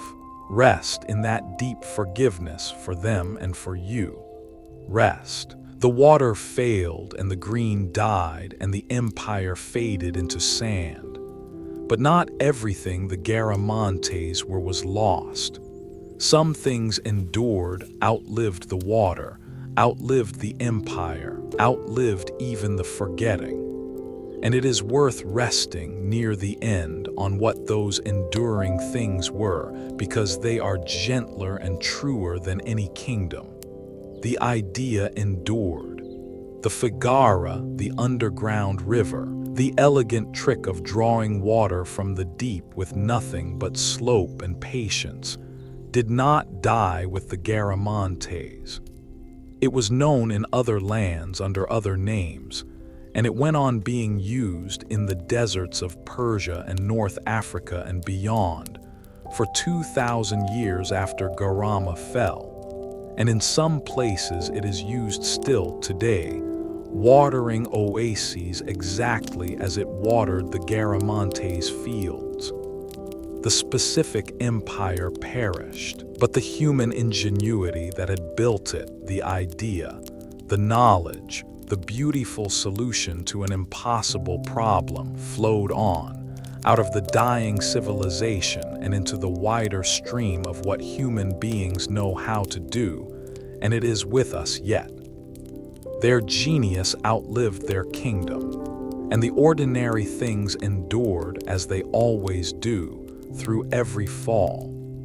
Even as the great world of the Garamantes contracted and faded, people went on living in that region, In the surviving oases, drawing what water they could, farming what land they could, raising their children, telling their stories, burying their dead. The great systems failed, but the deep human bedrock beneath them did not, the loving, the working, the enduring, the going on. The desert oases of the Fezzan are inhabited still today, 3,000 years after the Garamantes first made the sand bloom. The empire is gone, but people are still there, still living, still drawing the water, still holding on at the edge of the great desert. The human story did not end. It only grew quieter, and the memory endured against all odds across all that silence. For here we are tonight, 3,000 years on, speaking of the Garamantes, honoring their genius, mourning their fall, learning from their bargain. They were forgotten for 2,000 years, and then they were remembered, and now they will not be forgotten again, because their story has been dug up and told and heard, and is being heard this moment by you. What endures in the end is not the kingdom or the water or the wealth. It is the ingenuity and the ordinary human going on and the memory. And those, it turns out, are more durable than any empire built on sand. Let what endured hold you gently as you drift, the idea that outlived the empire, the ordinary life that outlived the fall, the memory that outlived the forgetting. The Garamantes lost almost everything, but not everything. The best of them, their cleverness, their humanity, and now their remembered story survived it all and is with us still tonight in the dark. Rest in what endures, rest. Here is a strange and beautiful thing to rest on near the end, a thing that is true right now, this very moment as you lie in the dark. The great work of the Garamantes is still there.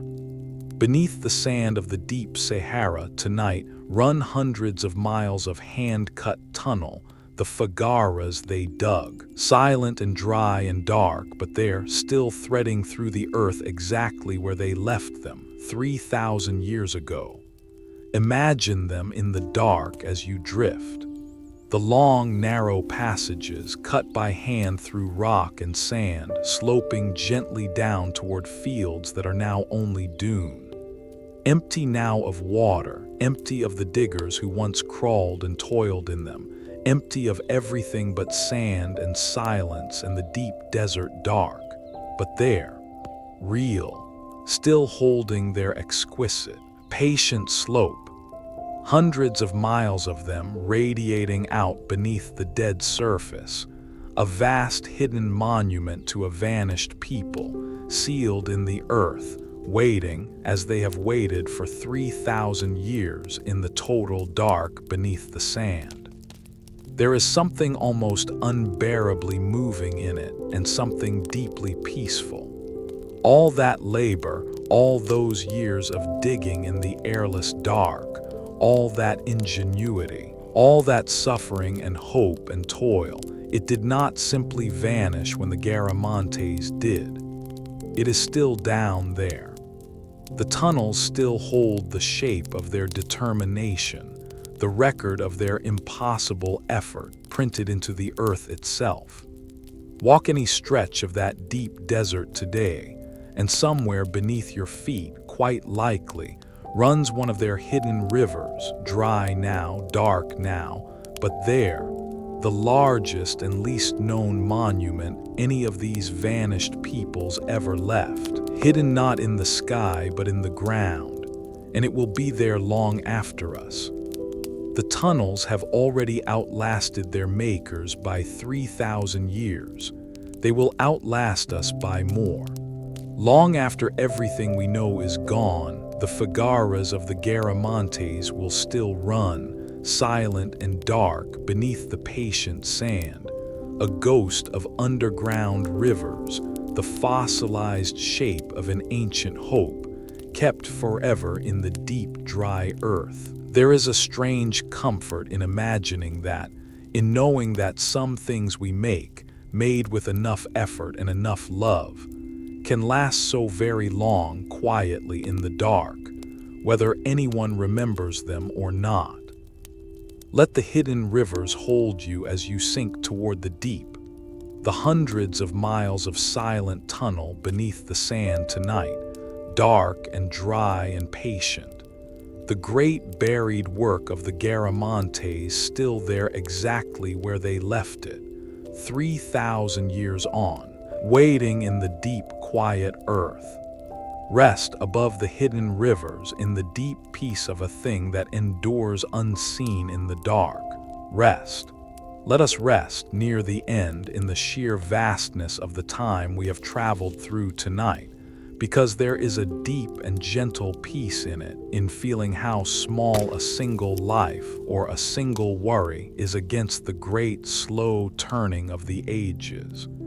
Consider what we have watched in the compass of one night. A civilization rose in the deep desert and thrived for 1,000 years and fell and was forgotten for 2,000 more and was found again in our own age. And all of that, the whole vast arc of it, 3,000 years and more, fits into a single quiet story that you can hold in your mind as you fall asleep. The green Sahara before them and the aquifer filling drop by drop across uncounted ages, the 1,000-year golden age, the slow fall, the long silence, the waking. Time on a scale so enormous that a single human life within it is the briefest flicker, a spark struck in a great dark, bright for a moment and then gone. And against that vastness, feel how the weight of a single life's worries begins gently to lift. The things that press on us in the dark, the fears, the frettings, the anxious weight we carry, they are real and they are ours, but they are also small and passing, held within a span of time so enormous that it swallowed a 1,000-year empire and barely noticed.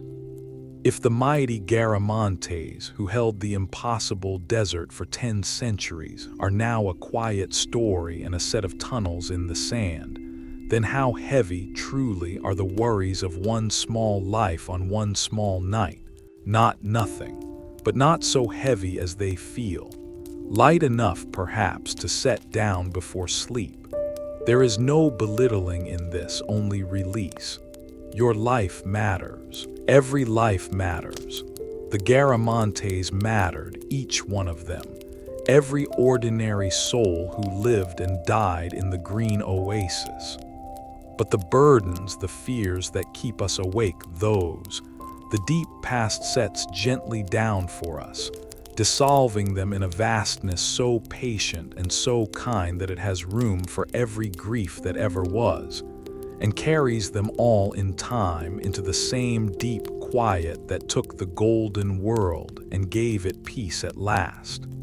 Let the vastness hold you now, small and safe as your eyes grow heavy, a brief warm flicker in an enormous ancient dark, and that not a terror but a mercy, for it means your burdens are brief too, and your worries small against the turning, and you may set them down tonight, and let the great slow patient ages hold you exactly as they hold the Garamantes in a peace far larger than any single life. Rest, small beneath the great turning. Rest. Come one last time, out to the place itself, to the ruins of Garama, out in the deep sand tonight under the stars, because it is a quiet and beautiful place to rest, and there is no fear in it at all, only the deep peace of an ended thing at rest. The great heat of the desert day has gone. The sun that hammered the sand all day has set, and the desert night has come cold and clear and enormous. And the ruins of the lost capital lie quiet in the starlight, the low remains of the mud-brick town, softened by the ages, half buried in the drifted sand, the faint traces of the streets, the marks of the ancient walls, and all around, stretching away into the dark, the great dead desert, silent and still beneath a sky ablaze with more stars than any city dweller has ever seen. It is utterly quiet here now. Where once there was the murmur of the market, and the trickle of the water, and the calling of the caravans, and the whole loud life of a great oasis, there is now only the silence, the vast, ancient, total silence of the deep Sahara, settled over the ruins like a blessing. The wind sometimes moving softly over the sand, the immense cold quiet of the desert night, and the stars wheeling slowly overhead, the same stars the Garamantes looked up at from these same streets 3,000 years ago at the end of their own long days. And there is such peace in it, the peace of a thing that is finished and at rest and troubled no longer. The Garamantes struggled for 1,000 years against the desert and the sinking water with all their strength and all their ingenuity. And now the struggle is over. The effort is set down. The great work is done, and the makers are at rest, and the ruins lie quiet in the starlight, asking nothing, fearing nothing, simply resting at last beneath the enormous patient sky. There is nowhere more peaceful than the ruins of a great thing, long after its striving is done. Let the ruins under the stars hold you as you drift toward the deep. The quiet mud brick remains half buried in the cool sand. The vast silence of the desert night, the great wheeling stars overhead, the deep and final peace of an ended thing at rest. Lie down in that peace, in the starlit ruins, in the great quiet of the desert night, and let the long striving of the Garamantes and the long striving of your own day be set gently down together, and be still. Rest in the ruins under the stars, rest. And here is the last thread near the end that binds you to the Garamantes across all the sand and all the years, simpler and deeper than any lesson. Thirst, the need for water, the oldest need there is. They felt it, you feel it. Every living thing that has ever been has felt it. And in that shared and simple thirst, there is a kinship deeper than time. Everything the Garamantes built, the tunnels, the fields, the towns, the whole magnificent, improbable empire grew in the end from a single root, the most basic root there is, the need for water. The thirst of the body, the thirst of the fields, the thirst of the living for the one thing without which nothing lives. They dug hundreds of miles of tunnel for it. They built a civilization around it. They rose and fell by it. And beneath all the grandeur, it was only ever this, the same thirst you have felt on a hot day, the same reaching for water that every creature knows, the deepest and simplest and most universal need of all living things. There is something that dissolves the distance of the ages in that. The Garamantes can seem so remote, an exotic vanished people in an impossible desert 3,000 years gone. But they were thirsty, exactly as you have been thirsty. They loved the cool taste of water on a hot day, exactly as you do. They felt the deep animal relief of drinking when parched, the deep animal fear of the dry, the deep gratitude for a flowing spring. In their thirst and their love of water and their need for it, they were exactly, entirely one with you and with every living thing that ever was. The empire is strange. The thirst is not. The thirst is the most familiar thing in the world. Feel it now gently as you lie safe in the dark, your own body and its own quiet thirsts and needs, and how it connects you in the simplest possible way to the people of the lost oasis, and to every human being who ever lived, and to every creature that ever drank. We are all underneath everything, the same simple thing, living bodies, needing water, needing rest, reaching for the few deep necessities that have been the same in every age and every land. There is a great and comforting belonging in that simplicity. You are not so different from the Garamantes. You are not so different from anyone. Underneath it all, we are all just thirsty, tired creatures reaching for water and for rest. Let that deep, simple kinship hold you as you sink towards sleep. The same thirst, the same need, the same reaching across all the sand and all the years, binding you to the people of the lost oasis and to all of living things. And let one of those deep, simple needs be met now completely, the need for rest. You are safe, you are held, your thirsts are quiet, and you may at last do the simplest and oldest thing of all, the thing every tired creature has always done at the end of the day. Rest, just rest. We have spoken of the tunnels and of the labor and of the shadow that lay upon it. Let us go gently and with respect to one of the diggers, one human being in the dark of the Sahara doing the hardest work there was. Not to dwell on the suffering, but to honor the person, for they were real and they deserve to be more than a statistic of an ancient labor.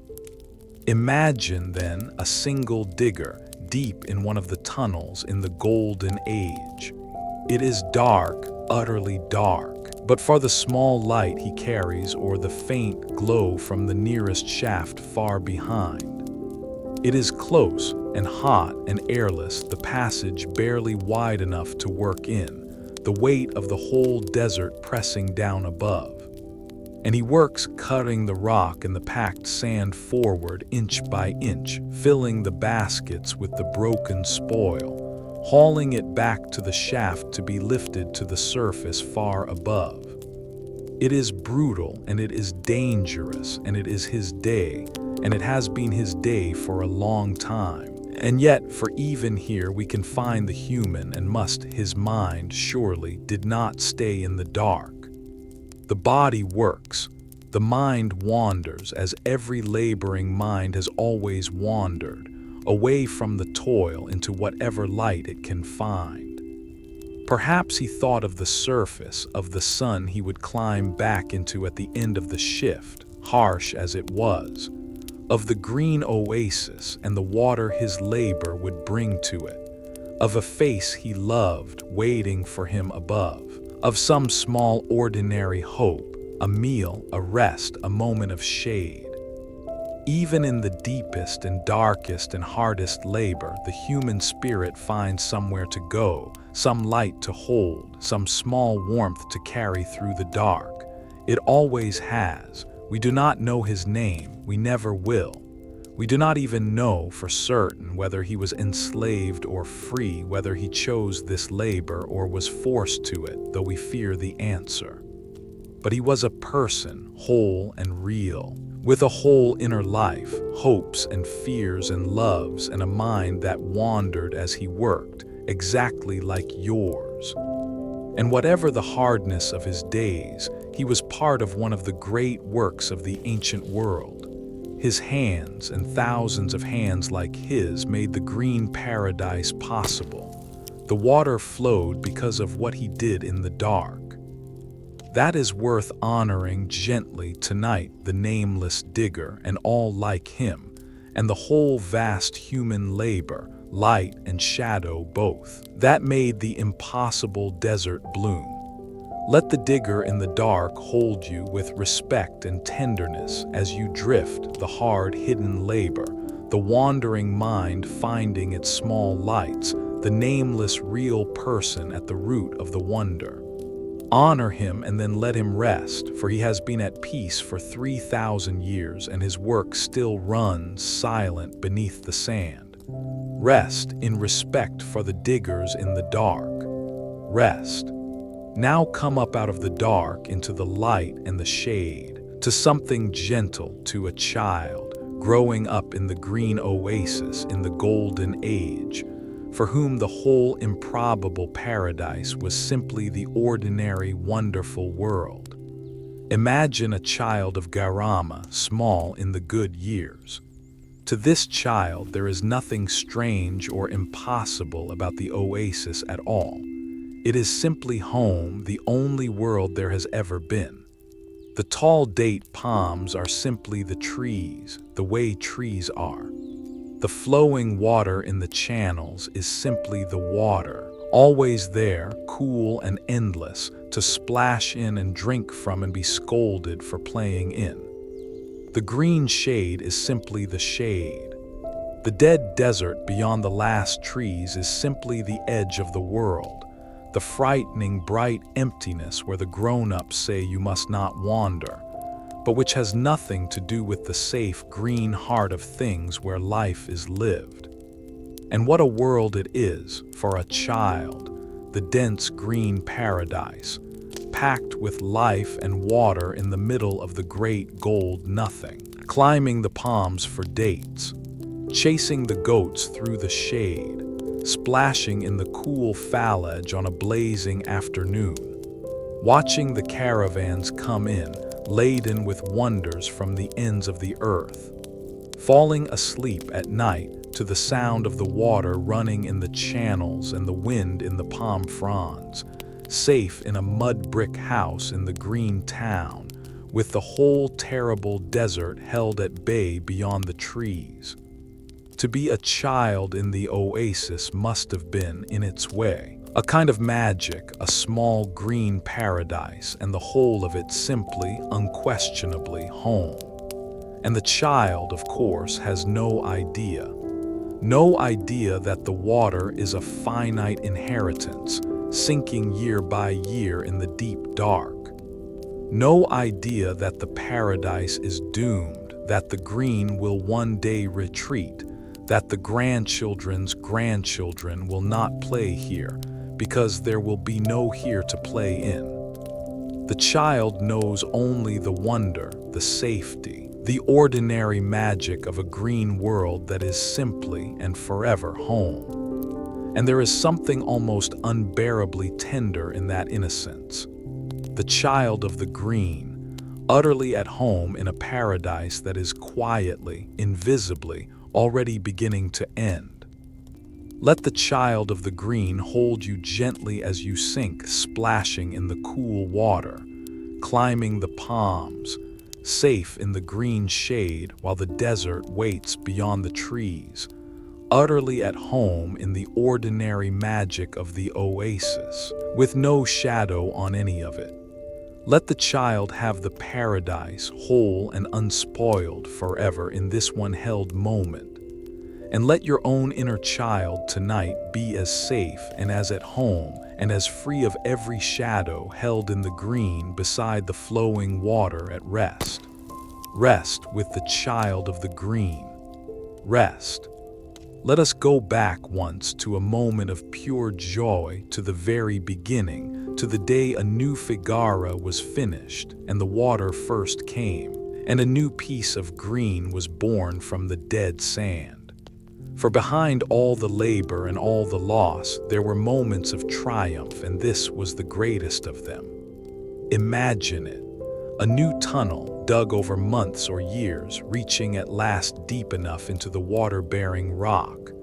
The final barrier broken through in the dark, far underground. And then the water, seeping in at first and then flowing into the new tunnel and beginning its long, slow journey down the gentle slope, mile after mile through the dark toward the mouth where the new fields wait. And the people gathered at the tunnel mouth in the sun, watching, waiting for the water they have labored so long to summon out of the deep earth. And then it comes. First a darkening of the dry channel, then a trickle, cool and clear, out of the dark tunnel mouth into the blazing light. And then the flow, growing, running out along the new channels, spreading onto the thirsty new-made fields, into the earth that has never held water in all the ages of the world, the water arriving at last out of the deep dark, exactly where they willed it by the sheer force of their patient genius and their endless toil. Imagine the joy of that moment, the cheer that must have gone up, the children running alongside the flowing water as it spread, the deep satisfaction of the diggers, seeing the water run at last for which they had labored so long in the dark. The knowledge that here, where there had been only dead sand, there would now be green, new palms, new fields, new life, conjured out of nothing by their own hands and wills. It was a kind of creation. It was, for them, very nearly a miracle, and it was a miracle they had made themselves. In that moment, the Garamantes were not a doomed people spending a finite inheritance. They were makers of life in a dead land, and they knew it, and they rejoiced. Let that moment of pure joy hold you as you drift, the water coming at last out of the dark, spreading onto the new fields, the cheer, the children running alongside the flow, the deep triumph of the makers seeing life begin where there was none. Whatever came after this was real, the joy of creation, the summoning of water and green out of the dead sand, one of the finest things human beings have ever done. Rest in the joy of the night the water first came. Rest. Near the end now. Let us honor a quiet kind of hero we have not yet named, the ones who remembered. For between the falling of the Garamantes and their rediscovery in our own age lay 2,000 years of silence. But the memory was not entirely lost, and it was carried, faint and fading, by people whose names we will never know across all that dark. Herodotus wrote down the rumor, and so it survived in his book on the shelf for 2,000 years, a thin thread, but an unbroken one, reaching from the age of the Garamantes all the way to ours. And in the region itself, surely, there were stories passed down among the peoples who came after, half-remembered tales of a greater time, of when the green stretched far and the kings ruled the desert, growing dimmer with each generation but never quite dying. A faint folk memory of a lost golden age flickering on among the oases. And in our own time, there were the archaeologists, the patient rememberers who took the old rumor seriously at last, who followed the eye in the sky down into the sand and dug up the truth and gave it back to the world. All of them across the ages were doing the same quiet, precious thing, refusing to let the memory die entirely, keeping the thread, passing it on, however faint, from hand to hand across the centuries, until it could be taken up at last and followed back to the truth. Without them, without the writer who set down the rumor, and the peoples who kept the faint stories, and the scholars who took them seriously, the Garamantes would be, truly and finally, gone. Not just fallen, but erased, unremembered as if they had never been. It is the rememberers who kept them from that final oblivion. It is the rememberers who make the difference between a people who fell and a people who were erased. And you tonight are one of them. That is the quiet truth to hold. By listening, by learning their story, by holding the Garamantes in your mind as you drift toward sleep, you have joined the long chain of the rememberers, reaching back 3,000 years. You have added your own small link, kept the thread alive one more night, honored a vanished people by the simple, powerful act of not letting them be forgotten. It costs nothing, and it means everything. It is the one thing that undoes oblivion, and you have done it, tonight simply by being here.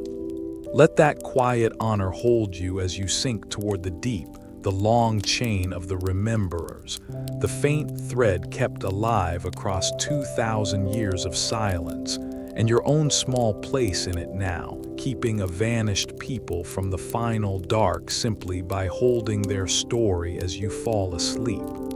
Rest among the rememberers, you have kept the thread. The Garamantes are not forgotten tonight because of you. Rest. And now, as the night grows very deep, it is time to let it go, the whole long story, the green and the gold, the water and the sand, the rise and the fall. We have held it and understood it and honored it as fully as one night allows. And the last and gentlest thing to do with any great story is to set it down softly and let it rest, and rest along with it. So let the Garamantes go gently into the sand where they belong. Let the green fade back to gold in your mind. Let the water sink quietly into the deep, dark earth. Let the caravans dwindle over the horizon, and the towns soften into dune, and the tunnels fall silent beneath the sand, and the great silence settle once more over everything. Let the whole vanished world sink back into the patient desert where it has slept for 3,000 years, kept and honored and tonight remembered, and now gently released. You do not have to carry it. That is the gift of the end of every night here, that you may set down whatever you have been holding, however great, however heavy, and simply rest.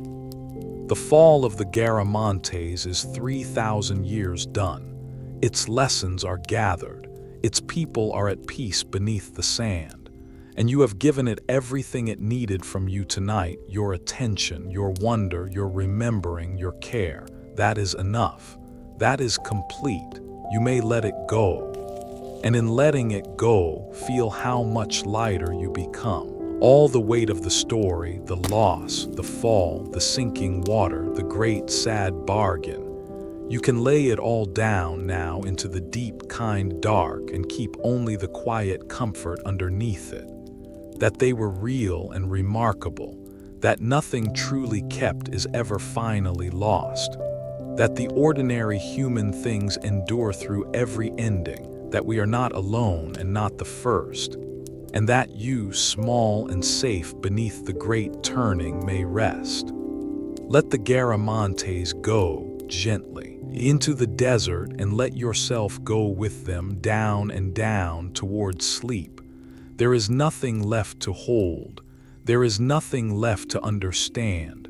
There is only the quiet and the dark and your own slow breath and rest. Let the desert have the story back, and let sleep have you. Rest. Before we say good night, let us go back, far back, further than the Garamantes, further than any people, to the deep source of it all, the wetter world that made their water in the first place. Because the aquifer they spent was itself a gift from an older, greener Sahara, and it is a beautiful and peaceful thing to imagine that lost green world at the very edge of sleep. For the Sahara has not always been a desert. Thousands of years before the Garamantes, in a period we call the Green Sahara, that same land, the same dead sand we have stood in all night, was a place of life. The rains came then, the climate was wetter, and where there is now only dune and rock, there were grasslands and lakes and rivers, and rich wet country teeming with life. There were herds of animals we now think of as belonging to the savannah far to the south, elephants and giraffes and hippos in the rivers, and great grazing herds on the green plains. And there were people, living well in that green land, hunting and herding and leaving their images on the rocks. Images of a wet and living world that seem impossible now, out in the dead sand where they were carved. And all through that long green age, the rain soaked down and down into the deep rock and gathered there, drop by drop, century by century, filling the great hidden aquifer, the very water that, thousands of years later, the Garamantes would draw up through their tunnels to make their oasis bloom. The water the Garamantes spent was the saved-up rainfall of that lost green world, the inheritance of a wetter Sahara, laid down over uncounted ages and stored in the dark against a future no one dreamed of. When the Garamantes drank, they were drinking the rain of a green world that had vanished long before they were born. There is something wondrous in that long, slow connection across the ages, the green Sahara filling the aquifer, drop by drop over thousands of years, the desert coming and the water sealing beneath it. And then, ages later, the Garamantes reaching down and drawing that ancient green world rain up into their own age, to bloom one more time before it was gone. The water tied together worlds separated by thousands of years. It was older than any empire, older than any memory, the deep, slow, patient gift of a lost green earth. Let the green Sahara hold you as you drift, the grasslands and the lakes and the great herds, the wet living world where the dead desert now lies, the rain soaking down through the ages to fill the hidden dark. It is a lovely thing to sleep on, that even the deadest place was once green, that even the driest sand hides the rain of a lost living world. Nothing is only what it seems. Rest in the memory of the green Sahara, older than everything. Rest, and there is a deep comfort too in the rhythm of it, for the Sahara has been green before and dry before more than once, in a great slow breathing that goes on across tens of thousands of years, far beneath the reach of any single life. Let us rest near the end in that vast slow rhythm, because it is one of the most peaceful things there is to imagine. The desert is not permanent. That is the strange, quiet truth. Across the deep ages, driven by slow changes in the Earth's long dance around the sun, the Sahara has swung again and again between green and gold, wet ages of grassland and lakes, and dry ages of dune and rock, each lasting thousands of years, following one another in a rhythm older than humanity itself. The green Sahara that filled the aquifer was only one of many green Saharas, and the dead desert we see now is only the latest dry age in a rhythm that has turned and will turn long after we are gone, which means, and this is a gentle thought to hold, that the desert we stood in tonight is not the end of the story of that land. The sand that covers the Garamantes will not cover them forever. In the deep future, in some age far beyond any we will see, the great slow breath of the world may turn again, and the rains may return, and the Sahara may green once more, as it has greened before. The dead land is only sleeping in its own way, exactly as the Garamantes are sleeping beneath it, held in a rhythm so slow that a 1,000-year empire is only a single beat of it, waiting, patient for the turn. There is a deep and restful peace in feeling that, in knowing that even the deserts are not forever, that even the greatest deadness is only a phase of a slow breathing that has no final end, that the world turns green and gold and green again across ages, so vast they dissolve every fear a single life could hold. The Garamantes lived in one dry beat of that endless rhythm, and drew on the water of a green one and were lost. But the rhythm goes on, patient and enormous, breathing in and out across the deep ages, and there is nothing final in it, nothing lost that may not, in the fullness of the great slow turning, come round again. Let the long breath of the world hold you as you sink toward the deep, the Sahara greening and drying and greening across the vast ages, the slow, enormous rhythm beneath everything, the deep comfort of a world that is never finally one thing, never finally ended, only turning and turning and turning, in a peace far larger than any single life or any single age. Rest in the long, slow breath of the world. Rest. Let us end where we truly began, not tonight, but 2,500 years ago, with an old Greek and a few lines in a book. For there is a quiet, beautiful justice in the whole long story of the Garamantes, and it lives in that dismissed old line, and it is the perfect thing to carry down into sleep. Remember Herodotus writing his few brief words about a great desert nation so long ago, and remember how the world took them. As a curiosity, a rumor, a traveler's tale too unlikely to credit about a barbarous folk at the edge of the known world. For more than 2,000 years that line sat in his book, read and dismissed, by age after age of readers who all quietly agreed that it could not really be true, that there had been no great nation out there in the dead sand, that the old Greek had simply passed on a tall tale. And they were wrong.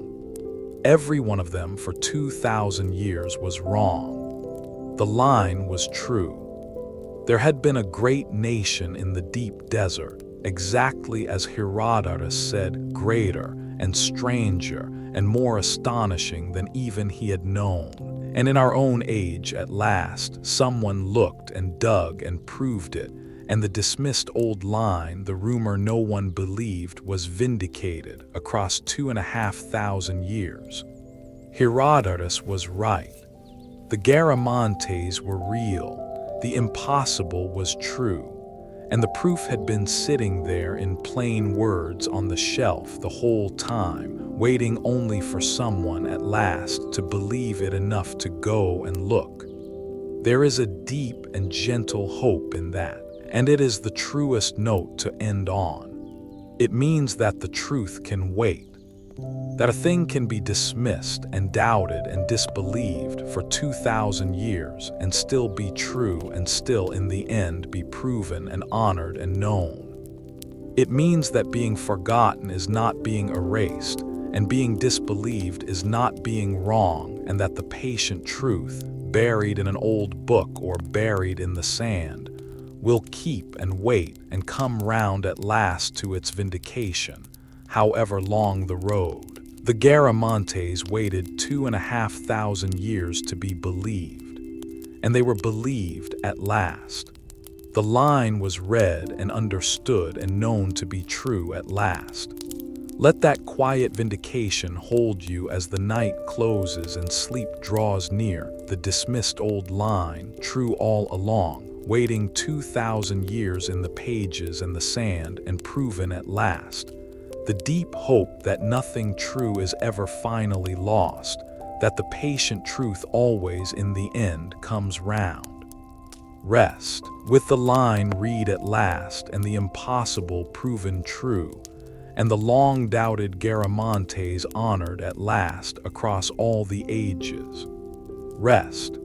And now, as we come to the very edge of sleep, let us rest in the simplest and most peaceful image the whole night has to give, the desert at night, the sand and the stars, the great quiet in which the Garamantes sleep, and in which tonight you may sleep too. The desert night is one of the most peaceful places that exists. The killing heat is gone, the harsh sun is set, and in its place comes a vast, cool, clear, enormous stillness. The dunes lie silver and shadowed under the starlight, rolling away to every horizon, quiet and smooth and endless. And above them the sky, a desert sky, unpolluted by any light for 1,000 miles, blazing with more stars than can be counted. the whole great river of the galaxy arching overhead, close enough, it seems, to touch. The sand below and the stars above, and between them the great cool silence and nothing else at all. Somewhere beneath that sand, the Garamantes sleep, the diggers and the kings, the children of the green and the last of the oases, tens of thousands of them at rest in the dry, dark earth, beneath the same stars they watched from the same desert 3,000 years ago.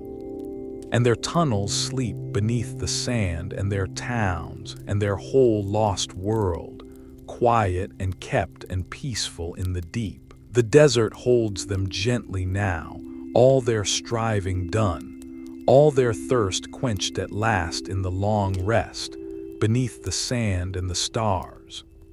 And you tonight lie beneath the same great sky, the same stars that wheel over the sleeping Garamantes wheel over you, faithful and slow and unimaginably old. The same lights that have watched over every sleeper in every age, keeping their patient watch over the whole dark side of the turning world. There is nothing more peaceful to rest beneath than the desert stars, vast and ancient and utterly untroubled, turning quietly over the sand and the sleepers and you, asking nothing, holding everything, keeping their slow, bright vigil while the world sleeps. Let the sand and the stars hold you now as your eyes grow heavy and sleep comes close. The cool silver dunes, the blazing quiet sky, the Garamantes sleeping peaceful beneath the sand, and you, held beneath the same old stars, safe and small, and at rest in the great gentle silence of the desert night. Rest beneath the sand and the stars, rest. So let it all go now gently into the sand.